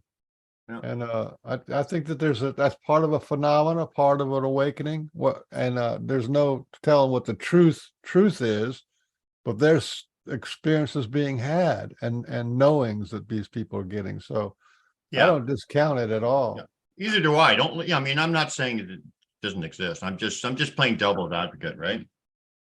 So what's this? This is an interesting looking track, maybe, or oh yeah. From the very first year when I started to have the contact, the first snowfall, I was told to go outside, and there was a track of little footprints. Like that long, little ones. And so it's been 3 years now. And the following year, on the first snowfall, was this one. I had this track and some that looked like Sasquatch with it. And then on the third year, I had more very small footprints and one very strange looking one that I didn't share with you. But each year, for 3 years now, on the first snowfall, I get footprints. and you said this was maybe reptilian? That's what I was told. Any details on it? Just that? Any details about it? There's a lot with that. They're like a name, and I don't know. Did There's you a want to get into it a little bit? Not really. Not on that. Okay. Okay, fine, fair enough. Then we got this. I'm not sure what that is. It looks kind of like, well, See the toes up at the top, but it doesn't look like it's bigger than my foot, because you could see my footprint off to the side. But it's not huge like you would think a Sasquatch would be, unless it's a juvenile Sasquatch. But you see the toes up in the top? well, I see this one kind of, but Yeah. yeah, that's kind of hard to say. Definitely something there though. Weird. Yeah. Ah, here we go. So this is that picture of Raj, is it? This one is Kesh. Okay. That's kind of cool. And how did you get this effect? This is the one that I found on the 22-second mark of that video with the mist. Oh, okay. And we're gonna look at the video too in a second. Yep. He's standing there right behind the porch, looking right up at the camera. The gift. And the next Yeah. day, when I went out and looked around, there was a stick underneath the porch, a Y stick for me. Wow, okay. That's pretty good confirmation. What's your meaning for, do you have a meaning for the Y stick or? Similar to yours, I was told friendship and two people coming together. That's similar. Mine's man Sasquatch connected, but that's people coming together, right? So, Same, right? yeah, basically. Okay, Can you Oh. see him in that photo? What's that? Can you see his facial features in that photo? Yeah, a little bit. The cheekbones, and you can almost see a little beard Yeah. in his mouth. So here's the one that I posted on in the group, and I said, Pareidolia. pareidolia, Sasquatch, or wishful thinking. So I don't know. You know what this looks like to me? You ever heard of the Green Man? Yeah, it does look like the Green Man. It Like does it- look like the green. It looks like the Green Man, doesn't it? It He's a guy who does. appears. He appears out of foliage and stuff. But then that kind of goes with the thing that everything is alive, that everything Yeah, Yeah. is alive. Beans made a good point on that. What was your point, Beans? About pareidolia and it's real if you think it's real or what was your point? Instead of looking at things, you're looking at life. You're looking at living things instead of inanimate things. And I think it has to do with the an elevated acceptance of a vibrational frequency. Yeah. Okay, I'm going to see if I can find the videos now, and we'll play that The this one universe especially. the universe is made of spirits, not planets and stars and people. It's made of spirits. So everything. Brian and Michael, I'm gonna step. I'll be right back. Okay. So you should talk now, Brian. That I agree.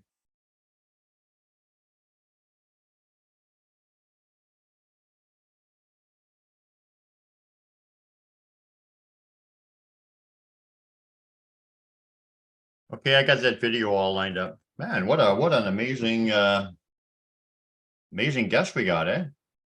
I love that she can channel and she's a healer and she's friends with the Sasquatch. And she wants to be connected, and it's another one of the Brian Bland's connection kind of a things where your Sasquatch clan is putting people in your path to connect, Happens all the time, almost virtually every day, almost. So Yeah, that's one of Yes, the great skills you have. You should start a podcast just for that.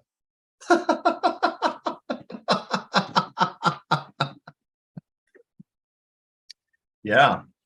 Yeah. Well, I'm glad she got a hold of me. I was being a bit of a buttwad. I was thinking, I'm not gonna book any more shows for a while and see if people notice. But then Susan got a hold of me and ruined that idea. Right? I'm glad. I'm glad too.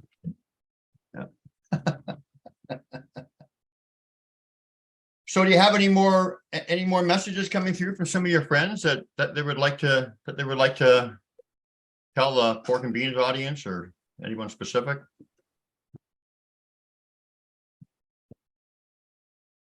Not right now. Okay. Oh, I was That's going fine. to mention, once you make a good strong heart connection to the Sasquatch people, don't be surprised if other spirits don't show up. Specifically, do not be afraid if in your dreams or in your backyard you see a shadow. If you see something that looks like a dog man, don't be afraid, because the dog man is really attracted to a heart connection. And they'll come and check you out.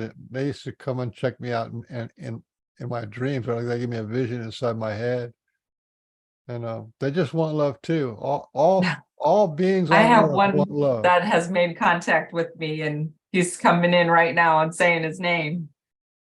There His you name is go. Ravid. His name There is, you go. A dog man. yes. Oh, good for him. Tell him much respect, and dog men are good people.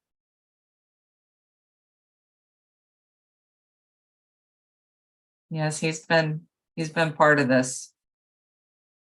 Oh, so you do connect with Dogman too? Well, I didn't know he was Dog Man until probably maybe 6 months ago. I thought So it, does I thought does it the was Sasquatch. does the energy feel different? How would you It feels the same with this one. It feels the same, and I had no idea that he wasn't the same, and then that's a long story about how I found out that he's not. But I ended up having a vision. I got a visual of him, and I was like, "That's not what I thought it was." It was very clearly a dog man. Ah, cool. So should we run through this video? Sure.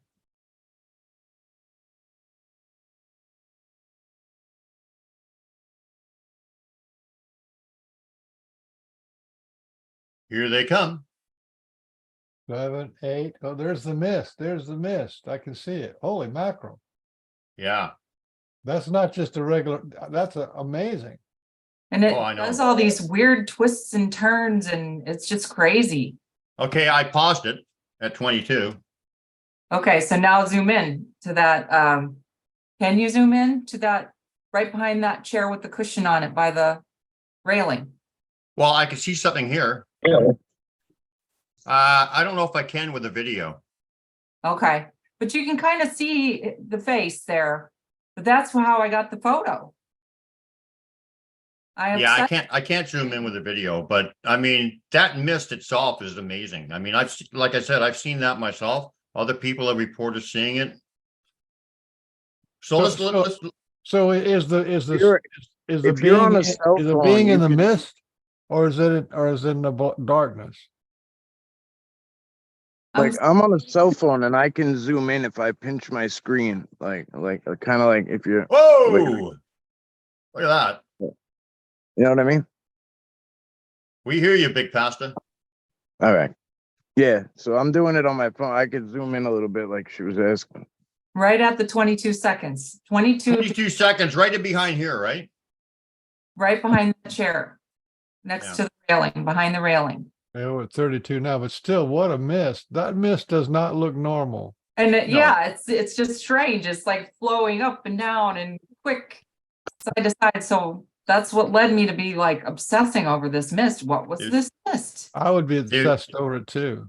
There's definitely some Well, more. look, There's another definitely one. some. There's another one. Right. There's definitely some kind of entity traveling around in there. Because, like I said, I've witnessed Sasquatch. And how clearly were they trying to show me their presence? They know there's a camera right there. They know. There's no doubt. Hey, Brian, go back to 50 seconds. Can you just pop it at 50? Okay, hold on. That's 43, but that's all right. That's close enough. Watch this thing out of nowhere just go right across the screen. There we go. Yeah, play it a little bit. Yeah. Right there. What was that? That was You see cool. that? That was really cool. Whoa. Here we go again. Replay, boys and girls. Wow. That looks like Casper the Friendly Ghost. That was almost, that was as cool as the big part at the beginning, because that was like it just shot across. The other one, you know. And it had a form to it. It wasn't formless. It had a Right. form. It almost looked like it had its arms out like Superman or something. Yeah. The beginning part, somebody says, you're smoking a cigarette or something, right? But that Right. you can't explain that with a cigarette. And I know not you only weren't. that, Brian, but we have a dryer vent on the opposite side there, not too far from that railing. Of course, I'm not my dryer in the middle of the night, but you know. I'm going to replay that again, and I'm going to try to stop it when it comes across. Oh. That's exactly what I did. I obsessed over this thing and stopped it and screenshotted it. And I saw a little tiny twinkle that looked like an eye opening and closing at right around that. There it's coming. It's coming now. There it is. Whoa. It's crazy. And When there it it goes. stops, might- you can't see it. You can only see it when it's really moving fast. Yeah, it might be two streaking actually. It I was. can't tell. It looked like it. It looked like two Yeah. streaks. Like You want to two watch it or one more something. time or no? Yeah, why not? Do it one more time. Hey, why not? And Brian, I just want to say that Long Island Yeah. Mike is one of the first ones that I reached out to as well. Oh, When- Oh, I'm yeah. sorry. I'm sorry to hear that. He's good. He's good people. He's good people. He's on par with the dog man. That was a long time ago now, probably close to 3 years or maybe 2 years when I started finding stuff and trying to figure out who I could reach out to ask what's going on here. No, Yeah, you all can joke- get me anytime. all You know- joking aside, you contacted one of the best, honest, No. heartfelt kind of guy too, so look at that thing. Yeah, Mike's a good guy. Anyway, is there any more that we want to play it all the way through, or is there more? Oh, you could just see the craziness of the mist. I think it goes back and forth a couple more times. I'm not sure. Yeah, we got another minute and a half, so we'll just play it. We can talk if we want. But so how you been doing, Mike? Well, he's gone. Where'd he go? I'm good. I'm on I guess what they would call an expedition. I don't know. I travel around. So today I went and met one of my guys on my team, and he met me at Catterskill Waterfall, which is like a 270 walk. So we got there. I told him, I says, we got to get there before the sunrise. And he's like, oh, well, why can't, and I'm like, trust me, please trust me. So we met around like 5:15, 5:30. We got there by 5:30ish and walked around with the flashlights and checked stuff out, and then the transition. And then we got to the ledge and sat there at the waterfall and meditated, and I played the drum and, all that good stuff. And, Good. just sitting there and, overlooking, I believe it's like 2,300,000 acres of Catterskill wilderness, and it's just it's beautiful. And with all the rain we had yesterday, the waterfall was like rushing and it's just crazy. It was really nice. I could send you a video if you want, but I don't want to take it away from her. You know what I mean? The same my thing. Yeah, we'll see it for sure at some point. Okay. Yeah. Oh, there's something else. I thought. Okay, well, we'll go on to the next video. How's that sound? Let's do it. Sure. What did you call that one? A polywog, or what do you call it? Puggy wuggy? Puckwudgie. What's a puckwudgie? It's a real small. If you look it up, big. there's folklore about. He's not in the know. It's a baby Bigfoot. It's like it's a type of Bigfoot, but it's like almost right. But they're smaller. Pygmy. They're similar. Pygmy Bigfoot. Yeah, something like that. Look it It's up like when a- you get a chance. There's folklore. Remember the movie Spiderwick Chronicles? Up in New York and Adirondacks, they're really common, really common. And then like the Bridgewater Triangle and stuff like that, they're very frequently seen there. I forget where you're from, but I guess around here it's kind of well known. But I'm in Indiana. And when I oh, started okay, so yeah, researching the Yeah. Puckwudgies, I found that there's a place in Indiana that they're actually known Mhm. being. Yeah, I don't share this with a whole lot of people, but actually Indiana wants me, but I can't go back there. You guys don't Was get that- it. You're gonna You have guys to don't get it. elaborate because you lost me. Don't you know the song? Indiana wants me, but I here we can't go. go back there. No? Here we go. No, I'm Brian, trying to talk to. just show the video. Come on, man. You guys got to get hip with some music for Pete's sake. Oh, I have all my best carry lines it too, that- Brian. Everybody just like dead, like pan face. Even Bean, I know Beans knew. He just did that to piss me I off. knew nothing. That one went right over my head. We're You didn't just know that smiling song? and we're just smiling and nodding because we love you. So- You know that song. Anyway, okay, here we go. Let's look at the Puggy Wuggy. Puggy Wuggy? Puckwudgie. Oh, what the kind of similar in it. Okay, just start playing it. Yep, What are we looking for? on the left of the tree. Here, Yeah, right there. you'll see. You'll see. She's little. And I told you, I kept looking through my phone and then looking with my eyes, and I couldn't see it with my eyes. I could only see it through the phone. You see it? Oh, oh, You see it back there with black and white stripes on top of its head? You see eyes? Right No, here? there. Right there. I do. I just blinked. Yep, right here, Yep. Good. right there. See, Yep. it's staring right at me. And I could not see it with my eyes. I can't see it with. It's You don't right- see it? it's- No, It You must don't have. see the Let me black guess. and white striped behind it, I think. I don't You know. had poor. You had white poor is. lighting, right? Was it either Well- sunrise or sunset? No, what I was telling Brian was they messed with my camera. Yeah, yeah. I was gonna I say at the couldn't focus beginning, for anything. at the There was- beginning, I- you saw that the whole image turn orange for a second. Yeah, they were messing with the camera. I well, they could- do that. We know that. Yeah, that's for the definitely. You ever had any weird stuff happen with your camera? Like take pictures off, put pictures on, add Yeah. images to pictures, anything like that? There's that orange bit. We just saw Yeah. that orange. There it So is, that's yeah. her. She's doing that. She And knows this is like in the morning or the afternoon or something, right? I just saw the sky up there, so. this is daylight. after work one day, probably around like 4:30. I was told to come outside. I said, many are here. They said many are here.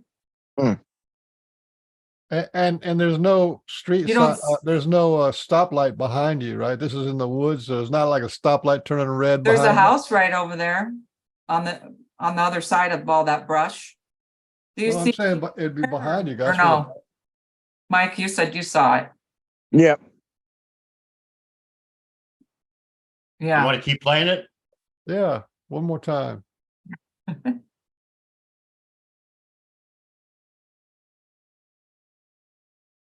Yeah, I seen it blink. Yeah. See the eyes? I don't in- even know what I'm looking for. I don't. All right, okay. go like Pause it right here. Yeah, that's a good spot. Where? Hey, Tell me when to pause it. Pause. Oh, hello. who can control a cursor? Me. I wish I could. I am the king of the cursor. So you're right on top of the black and white. Up, go down. there. Right there. That's the black and white that's on like behind her head or on her back. I don't know what. I don't if she's like what they make them out to be on Google. They have like porcupine Yeah. plumes Yes. Yes. on them. Almost like almost like not like a porcupine, but it's not like as many quills. It's more similar to like a stegosaurus, like you know what I mean? Like just right. And then sometimes they're depicted as like having like a Pause warrior, it again like, right there. you know, like almost like uniforms on, like attire, carrying spears, stuff like that. Yes. And they don't have a Okay. really good they're Intent. said to be very mischievous and Yeah. that they can, get bad feelings and do things to people. Well, you guys are way more advanced than I am at this particular thing, because I don't see How anything. tall would you say that is? That looks like about 4 feet tall. Yeah, it's pretty I small. I can't really tell how tall it is. It's probably half of me, and I'm 5'5", maybe Okay. even less than half. So it's 3.5, something, 4 feet tall. Yeah, Oh, she said less than half of you, right? yeah. Like Less- 2 feet. I'm 5'5".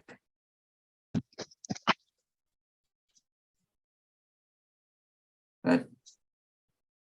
So you don't see it, Brian Bland? No, No. it's fine. It's fine. I mean, it doesn't mean it's not there.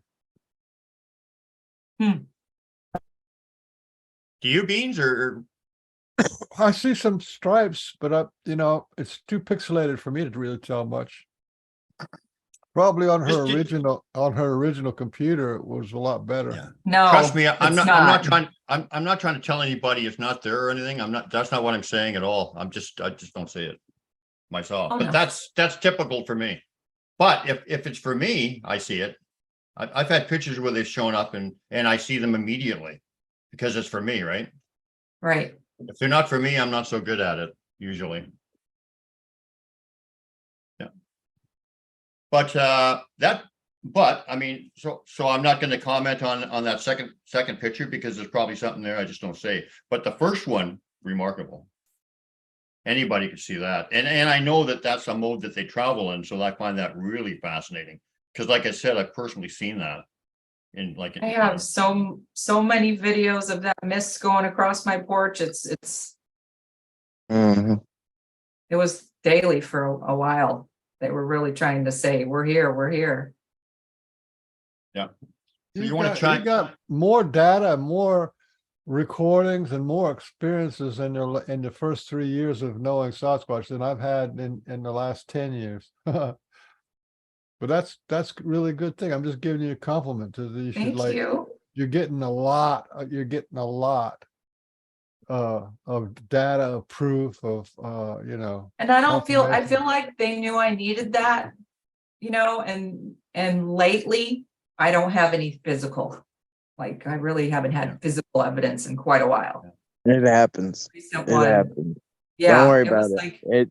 like, There's super big lulls where it just drops off, and at least in my experience, where like, for instance, I was seeing footprints left and right, perfect. I mean, perfect footprints, right? And like I was just not taking it for granted necessarily, but I'm like, I'll get the next one. I'm seeing them all the time because everyone would return with like cast it, and I'd be like, nah, it's no big deal. I see them all the time. Get the casting stuff right. No more footprints. I mean, like forever. Like it was like over a year until I seen another one. And of course, I didn't have my casting stuff like anywhere near me when I see it. right, They don't want me to have one. I guess I don't know. right. It's just there for you to know. Yeah. Like, Yeah, you never know what they're going to give you because like over 10 years, I've had dead squirrels, dead moles, live squirrels, live rats, a turtle in Miami, and a turtle in Savannah, and a box turtle. So they've been giving me a lot. When you spread that out over 10 years, it really doesn't sound like much, but I know what's going on. right. I really appreciate that you guys gave me the opportunity to tell this. Thank you for that. I'm surprised you don't have. I mean, you're getting the royal treatment with the videos, and you're getting a little sign in your head that goes, "Oh, go outside." You're good to go on all that because you're gonna Yeah. accumulate even more if you want. But what an ambassador you turned out to be. You're going to be a great ambassador. Absolutely. Somebody keeps saying to me, for Sue, it was not about the money piece. Like I don't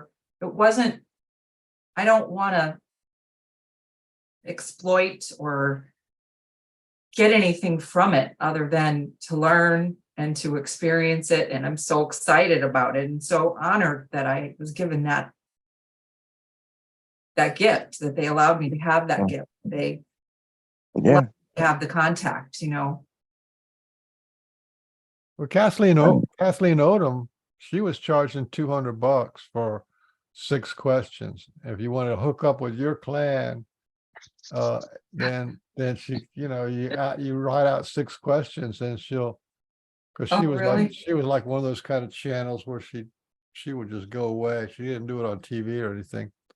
Right. Yeah, so she had some kind of an agreement with she had some kind of an agreement with the Sasquatch people that it was okay for them. They didn't care.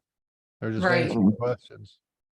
Yeah, I mean, I guess, the fact of the cold hard facts are that we do need money to make the world go round, but yeah, or at least our world, right? Like we still live in To it. live for Yeah, we in talk human about it all the existence. time. Yeah, we talk about it all the time, right? Like Brian, I've heard Brian say it, like, or Michael, you said it, like, we live in two different worlds, and like,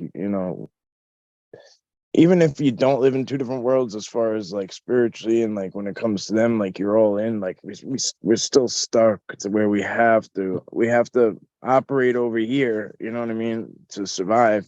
And it's unfortunate, but it is, it's the name of the game. So I guess maybe she worked it out. Who knows? Maybe she worked it out with them and just said, hey, like, I want to do this with you guys full time, but I can't, I got to put a roof over my head.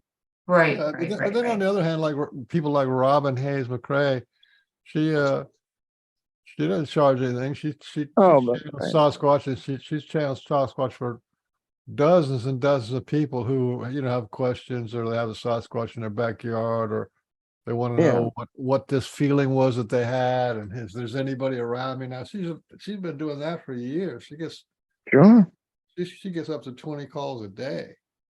Yeah. Well, the way I look at it is I just help people, and like, and then like, I feel like whenever I don't need excess, you know what I mean? But I feel like whenever I'm in need, or like something is like, the universe provides, and I kind of just like put my stuff, put my energy out there, and then just like hope it comes back when if I need something, and it seems like it always works out pretty well. So I don't, I think what Robin does is great. I agree.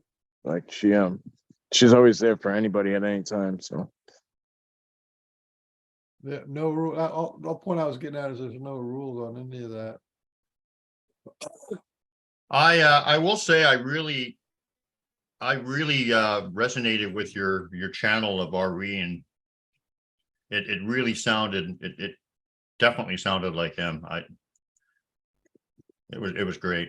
It was intense energy, that's for sure, and very high, very high level of frequency. It's true what I said. Just about everybody who connects with him, like on that energy, whatever, they start weeping.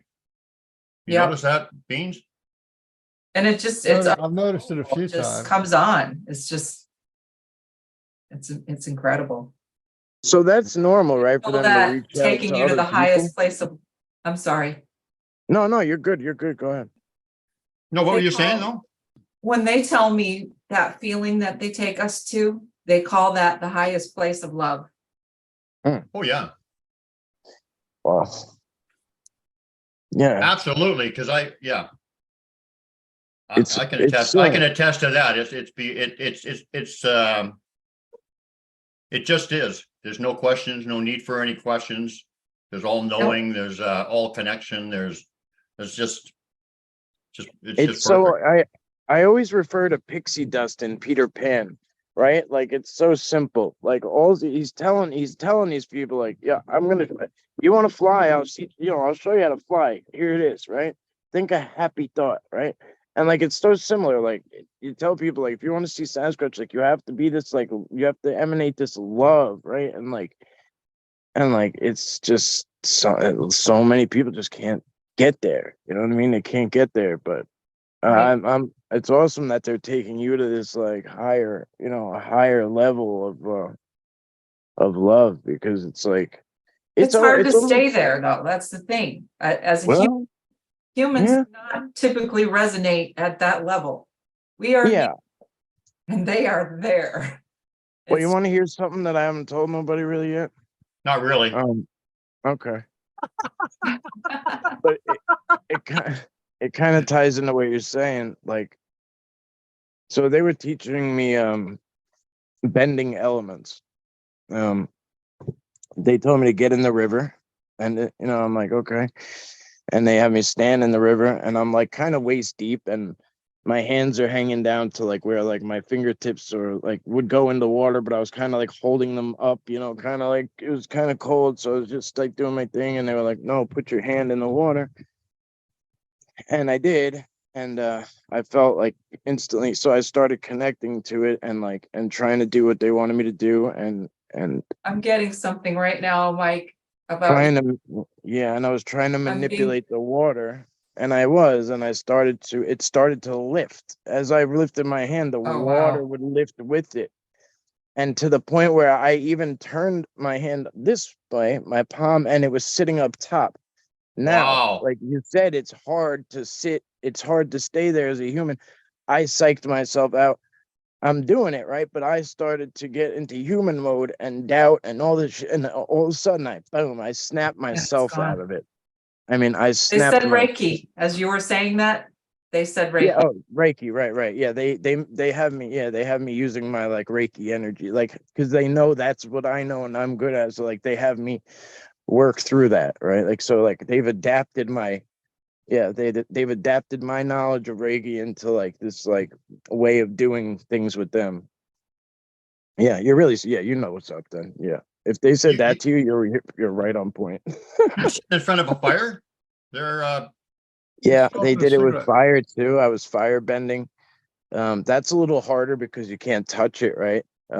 But it's like, so I was having trouble with the fire and I heard control it. And I'm like, all right, I got to start poking it there, like, put that down, control it. And I'm like, what? Like, they were like, control it, like almost like just being like, come on, stupid, like you know what we're talking about. You just, and I'm like, all right, and like, just getting like really annoyed with me.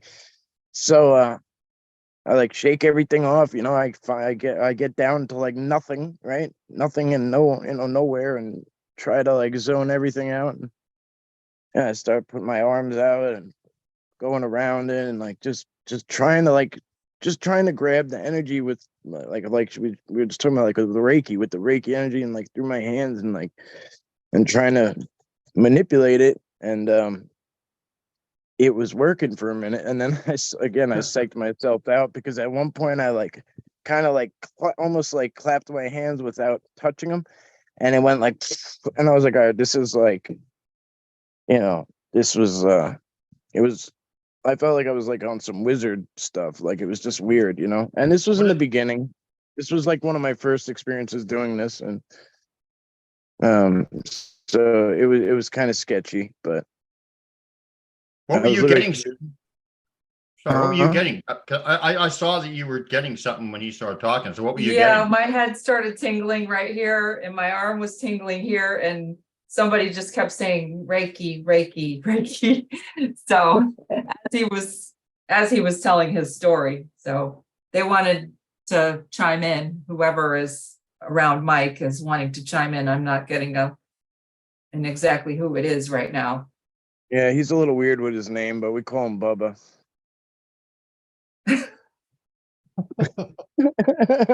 Bubba. So are you still doing this, Big Pastor, Yeah. or not? Yeah. Huh. So what, you just put your hand over the fire, you can move it around and move it up and down and left and right? I'm not very good with fire. Not very good with fire. I'm good with water though. I Fire have a is gonna take question for you about fire is that. gonna take me a lot of time. Can you see the energy? I can see Oh it. yeah. Oh yeah. And I film it too, like for myself, you know what I mean?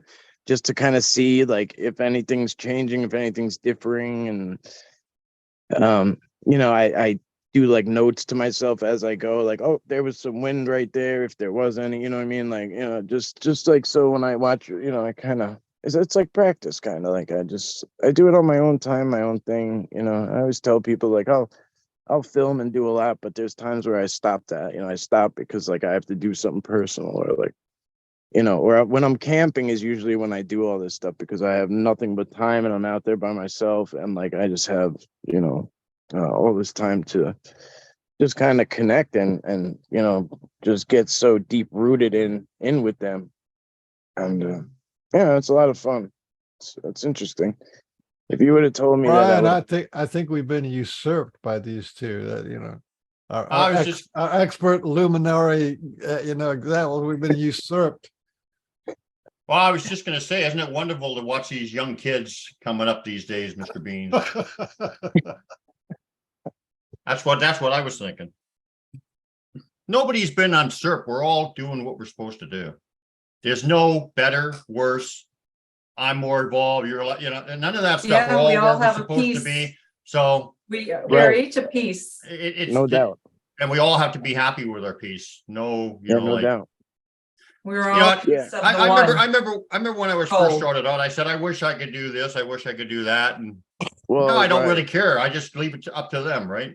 Whatever But they it want me doesn't- to but do. And that's- I mean, I was with a guy yesterday who he was trying to they're making him read your book. His Sasquatch are making him read your book because they want him to Yes! learn about they want him to learn about glyphs, and they keep telling him to stop looking around, stop trying to figure shit out, stop doing it. What did we tell you? We said read the RE. They said read Brian Bland's book. The last time I Yeah. had him too, everybody in the world should read that book. it was in I his would like hand. to read your book. It was in his hand. He was walking around with it, and then he was instructed to give it to one of our other team members first. Really? And and she breezed through it, and yeah. And what did they think? I said it was Well, too it's something long. they need to. It's something that they were getting stuck on, and they needed to get past. And they were like, here's like the stop looking everywhere else. Here's the key to the key to your answer. It's like, here, take it, get over it. Let's move past it. Like they're like, you have consciousness connection to us, so you don't necessarily need the glyphs. Like, so stop focusing on them really. But if you want to know what they are, here's the guy who knows it. Bang, and like basically like virtual whatever. Mentally, like slap your book in front of them, like here. And so what did they think of the book? I'll have to get you. I'll have to get you. I Off know. air I because it was know. bad. No, not at all. Not at all. No, I know. So I know he's getting a lot from it. I don't know if he finished it yet. I'm not sure. So you're telling me the Sasquatch told a couple of your friends in Long Island to read my book? He's in the Catskills, but yeah. Wow. Yeah. How What's the humbling name is of the that? book, Brian? A Sasquatch story. My life was a clan of RE. Yeah, I can have him tell you exactly like from his, from the horse's mouth. So, because I might be, whatever. I might be butchering the exact layout of how things went down, but I'm like 51st dates. I wake up and I don't know what happened yesterday, but I'm like, Next Well, couple hundred years is going to be really interesting. Oh, we got people going to be water benders and air benders and fire benders, and got people who are be able to talk to spirits on every level, the highest level that there is. That we got the ETs and the Sasquatch are teaching people how to go invisible. That'll be a hoot when that happens. sure. So it's going to be a lot of phenomenal stuff going on here. Oh, actually, in And reference to the healing, all these people doing healing work is like, I'm going to that's be Yeah, on. it can only get better. I'm going to be on with Igor Burtsev in Russia soon. He wants to, and the topic actually is my book. So pretty happy about that. That'll be in October.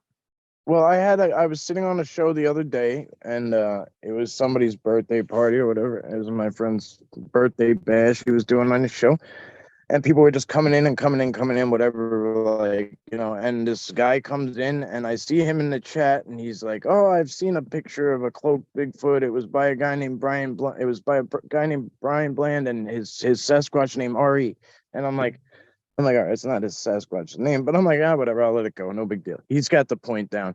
And anyway, next thing you know, he pops up there and he's like, I don't believe in Bigfoot, but blah, blah, blah, blah, blah. There was this huge footprint and this and that. And I'm like, so I guess at some point you came up and he was like, yeah, I sat him down and interviewed him. And he said, I'm like, I know him. He's like, I know him very well. I'm like, I consult him on a lot of different things, I'm like, so I'm like, if you think, I'm like, you might not know him, but I'm like, if you think so highly of me, then you should really look into him. You know what I mean? Because he's way past where I'm at. You know what I mean? Oh, I don't know about that. But, I think his name was Sonny.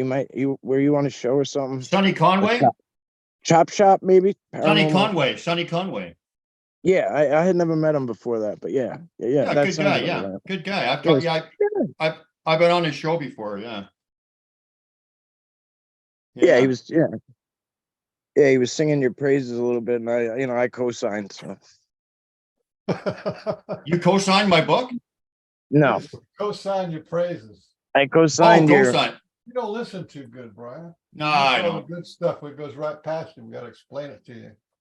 Yeah. Very cool. Well, that's I nice was to hear. hyping you up. I was hyping you up. Well, I mean, to be honest, I that there's, in a way, I kind of channel that book, like not in the classic sense, but Ari's words and whatever, he's guiding me through every word, and he's not going to let me, Yeah. he's not going to let me write something that's representing him that's not true, eh? So Yeah. Yeah, 100%. so yeah, I guess in a sense it was channeled because he's with me through every word. It is, because when I get like messages from people who ask me questions, like sometimes my initial instinct is like, oh man, like I don't know, but then all of a sudden, boosh, right? Here comes the download, and it's like, tick, tick, tick, tick, tick, tick, tick, and I do know, but it's not me, and I just send it, and they're like, oh my god, like that makes so much sense. Like, how the hell did you do? I'm like, I didn't do anything. Yeah. Yeah, honestly, you know what? I didn't do. I'm like, I didn't do anything right there. I'm like, I'm just telling you that I had no idea what I just wrote you, but if it helps, great. Oh, you have no idea what you wrote, or Well, like to an extent, like I didn't, it wasn't something I had knowledge of 30 seconds prior.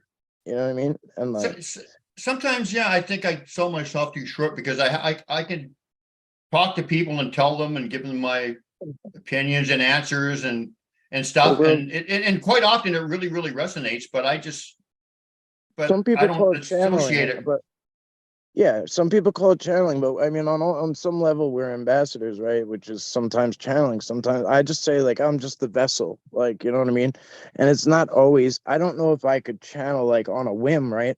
I don't know if I could just get mind speak on a whim or telepathy on a whim, like you know what I mean. Like, but there's a lot of times where it occurs. There's a lot of times where I can go and focus and get in that time and mind frame, like like Michael will go and meditate and receive all this stuff. Like there's a lot of practice that at hand here, but I think we all have our strong suits, and we just we receive them differently. Sometimes channeling is just like it's a beautiful way to see it because it's just directly coming through and right out their mouth and right from them. But there's other ways that they channel, which for me, like sometimes is like ghost writing, like and what is writing these days most time to people is via text, right?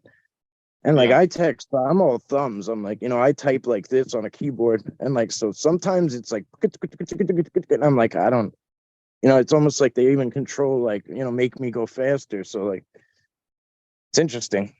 Yeah. It's So something I've always noticed. Let me ask you, Susan.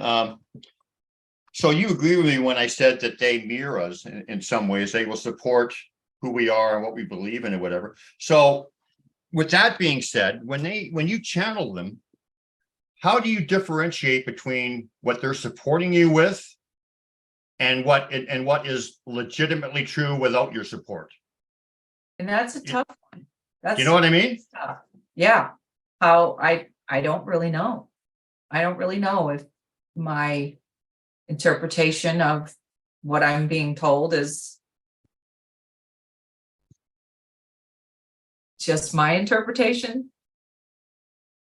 Is that how you mean it? I don't think necessarily that cut and dry, but the interpretation might be leaning towards who you are. For instance, if you've got some guy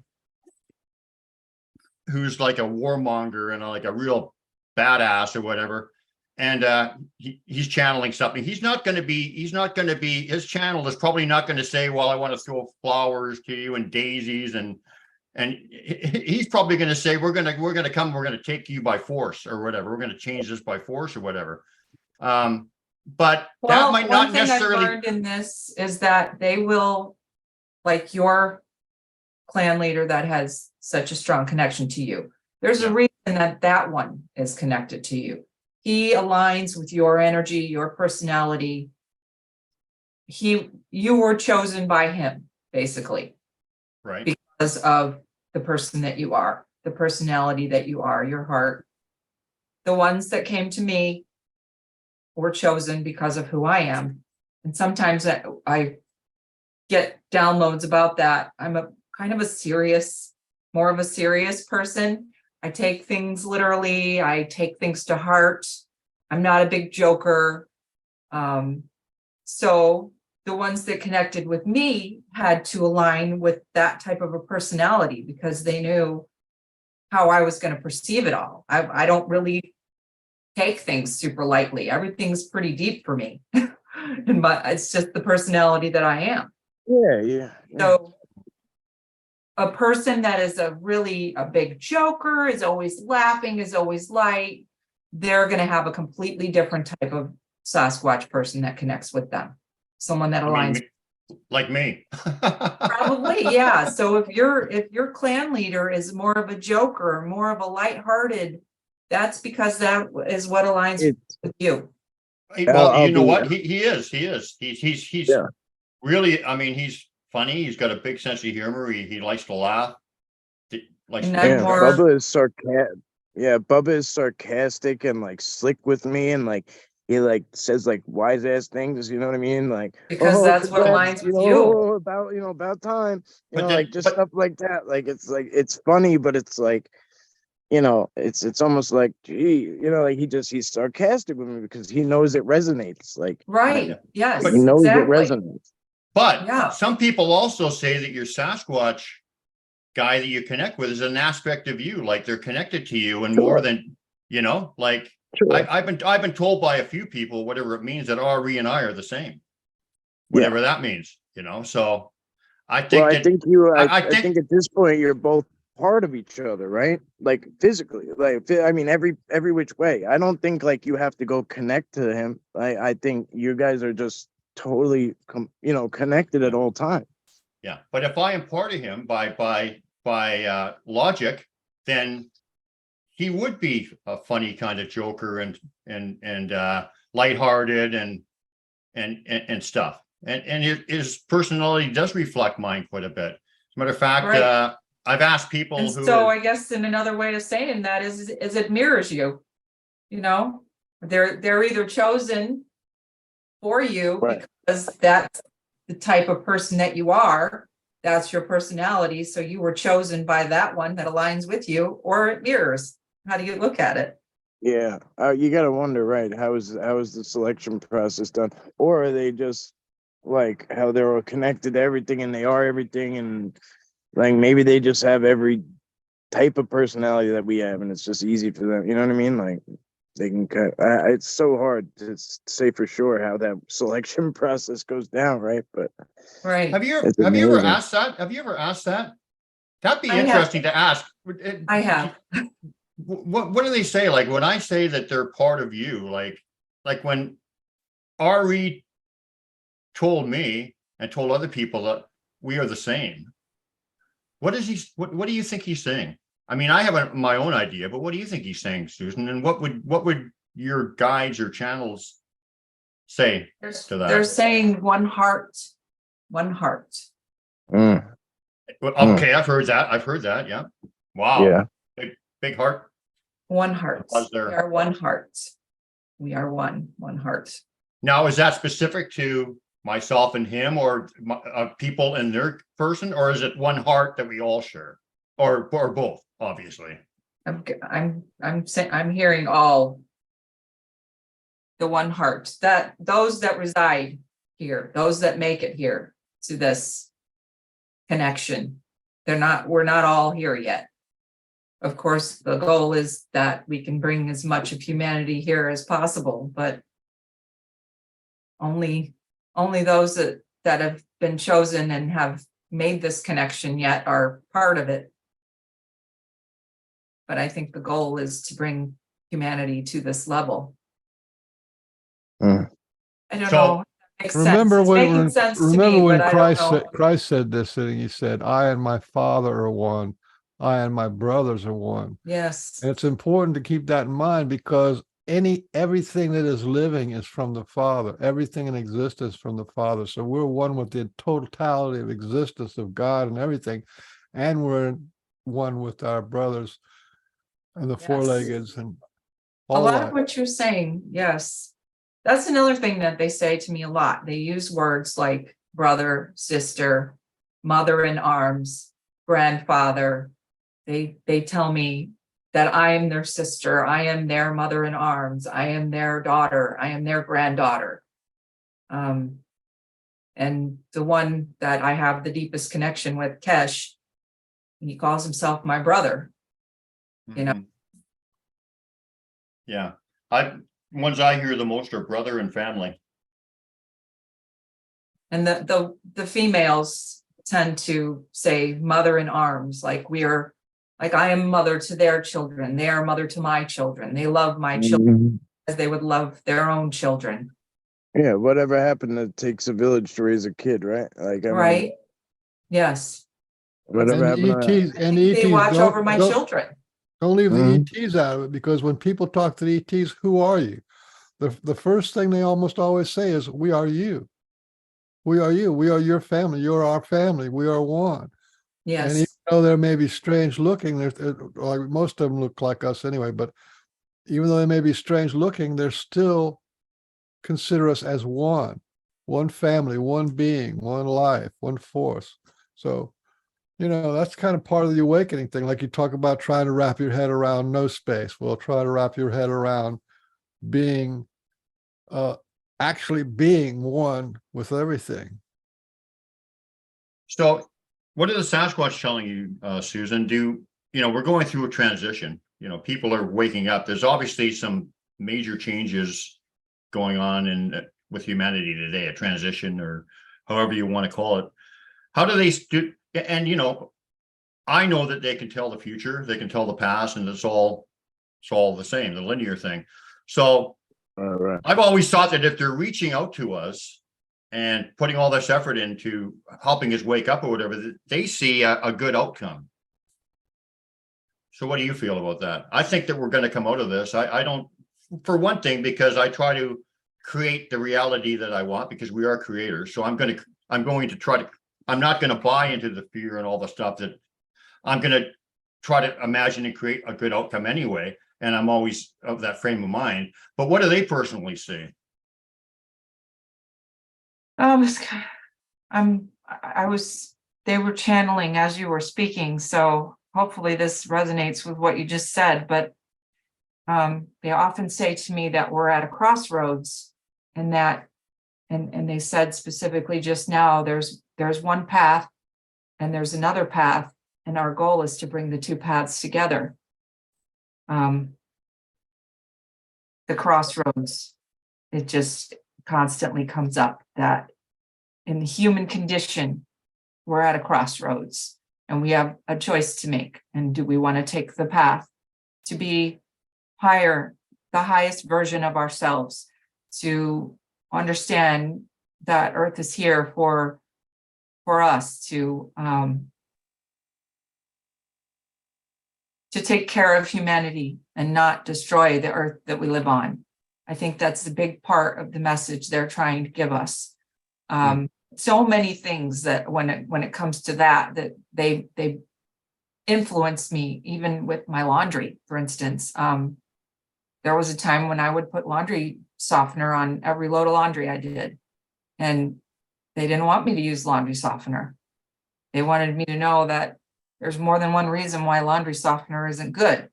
Laundry softener is full of chemicals, and it creates so much garbage, the big, huge bottles of the garbage, and led me to try to add more natural things to the home.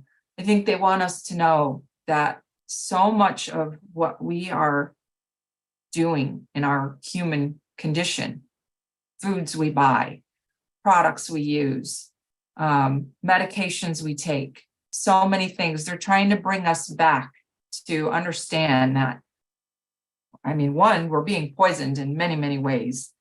And they want us to be healthier. They want us to take care of our bodies. They want us to take care of the earth, because we share the earth. It's not just humans living on this earth. We don't rule everything. I don't know if that tangent answered that at all to you, but the big answer that came to me was the crossroads and coming together at at the intersection to take the same path. And then here on my paper, they had me draw the Y.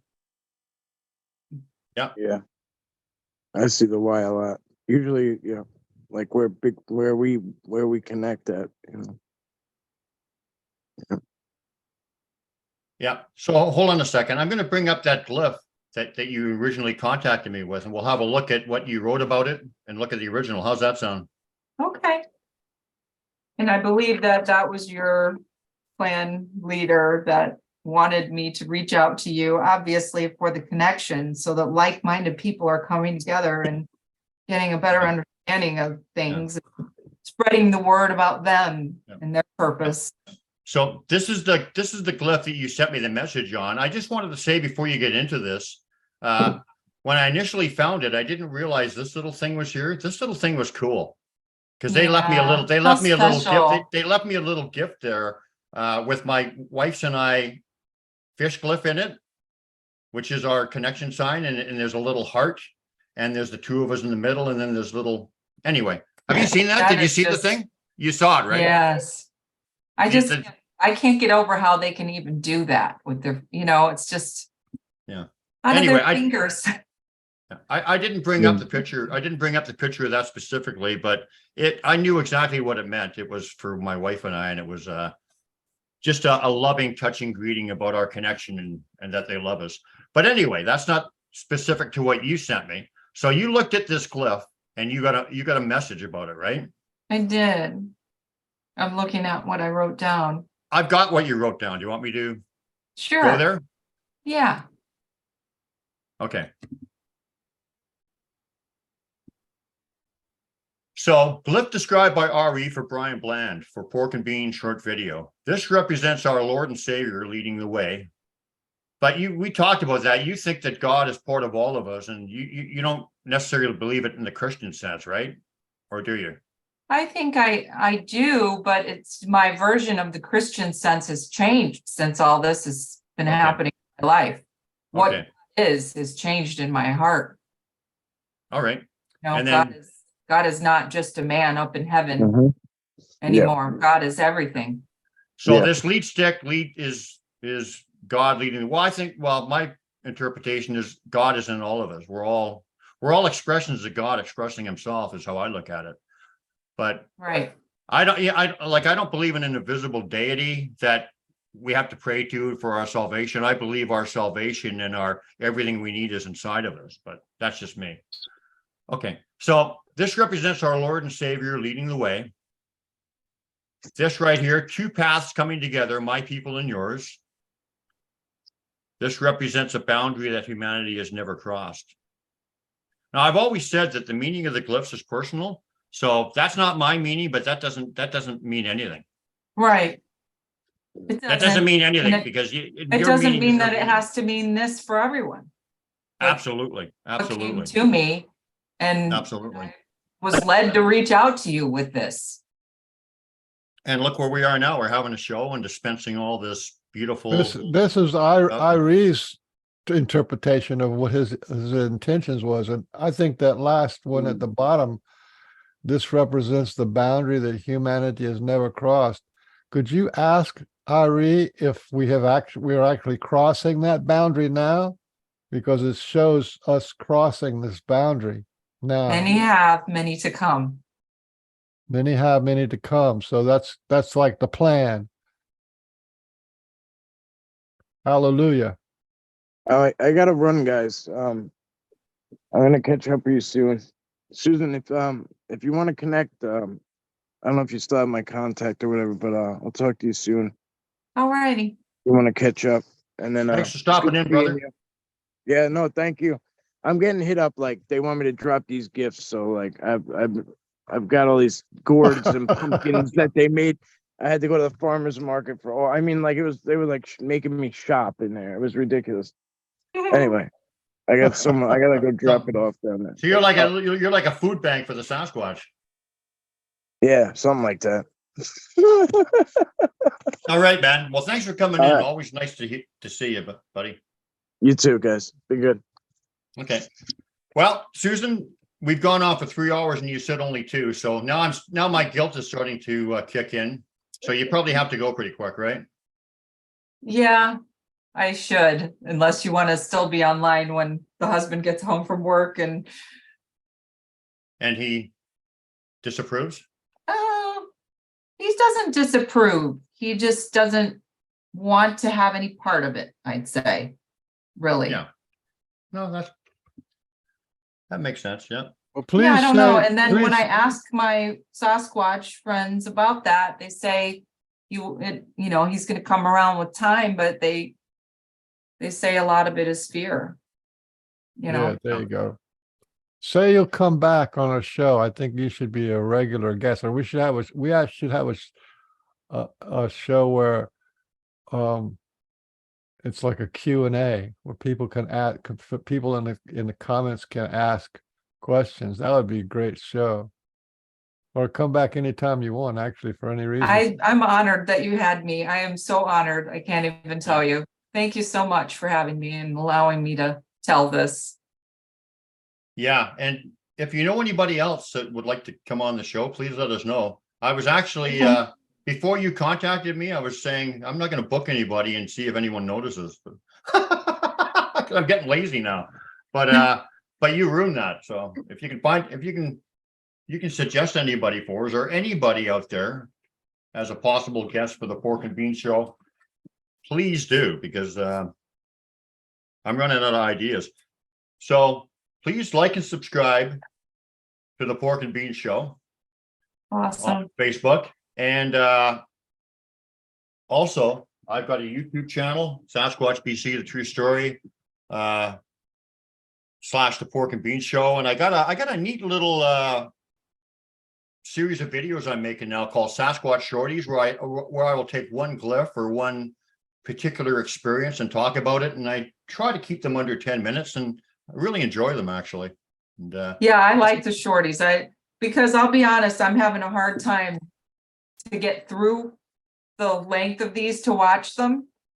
That's why I asked if you could do ours for 2 hours, because I work full time. For me to sit down and watch the whole 3 hours, I'm watching it, I'm breaking it up. Brian can't hear that. I've been trying to tell him for 4 years. He doesn't hear it. No, I know. I love the messages and I want to hear it all. But well, here's the thing. I've also had people, I started breaking them up into like 2 hour segments, like half or an hour and a half. And then people were saying, why'd you do that? I liked listening to the whole thing, so yeah, you can't a lot please of people that aren't working full time too, Well, you know what you can do? You ever heard of pause? You ever heard of the pause button? Yes, Brian, come on. Just exactly. What? what do you mean what? Just let it go. Is people going to do what they want to do? You do what you want. We're letting you do what you want to do. No, but I'm saying it's a no-win situation, because no matter if I make them the regular length or I make them 2 hours, some people aren't happy. Like Well, you got some people are not happy, and then you've got 3 billion people who refuse to watch the 3 hour video. Okay. I didn't mean to put any negativity on this. I never. That was my intention. I don't know. Whatever. No, this is a long thing, because this is hard. It's hard for people to sit for 3 hours and come up with stories, and then we got this friend of mine, Preston Dennett. Every time he gets on our show, at the end of it, he looks like he's a hollow man, like he's been drained of all his life force. And it's hard. I mean, because the conversations are so. We go in so many different great areas. Yeah, it's really hard to keep go it in under many 2 hours. different directions. Like, I get it. I just feel like we could just get started, and now let's get down to the real, but so it's hard Yeah, to do. I feel like the 3 hours went by fairly quick with the technical issues to begin with. And, there was definitely many tangents to go on, and we kept it filled up. So I get it. Well, you're a rising star on the Sasquatch horizon there, because there's not that many people who are willing to channel the Sasquatch and that they trust. That there's a trust thing. That is my biggest honor. That's my biggest honor. It's a huge deal. It really is. I'm Yes. impressed, and you Thank carry it you. really well. Thank you. Yeah. That's my So- first time to ever do that on camera, guys, so. You Thank did you. well. So pork and beans audience, let us know. Do you want us to cut the show down to 2 hours? Do you want to have it, do you want to have it the same length, or do you want us to just quit the show entirely? So give us some feedback. Hey, Susan, thank you so much for coming. Thanks, guys. And Have a you were a great great day. guest. On behalf of Port Cunningham and the world's handsomest man, Frank Oliver Beans, this is the Pork and Beans Show. Thank you, Susan, for coming. Thank you, everybody, for watching. Give us some input onto what you would like to see happen with the show moving forward, lengthwise, whatever. And we'll see you all next week, or maybe next week. I don't have anybody lined up, so maybe we won't. But if I do, maybe we will. Bye-bye.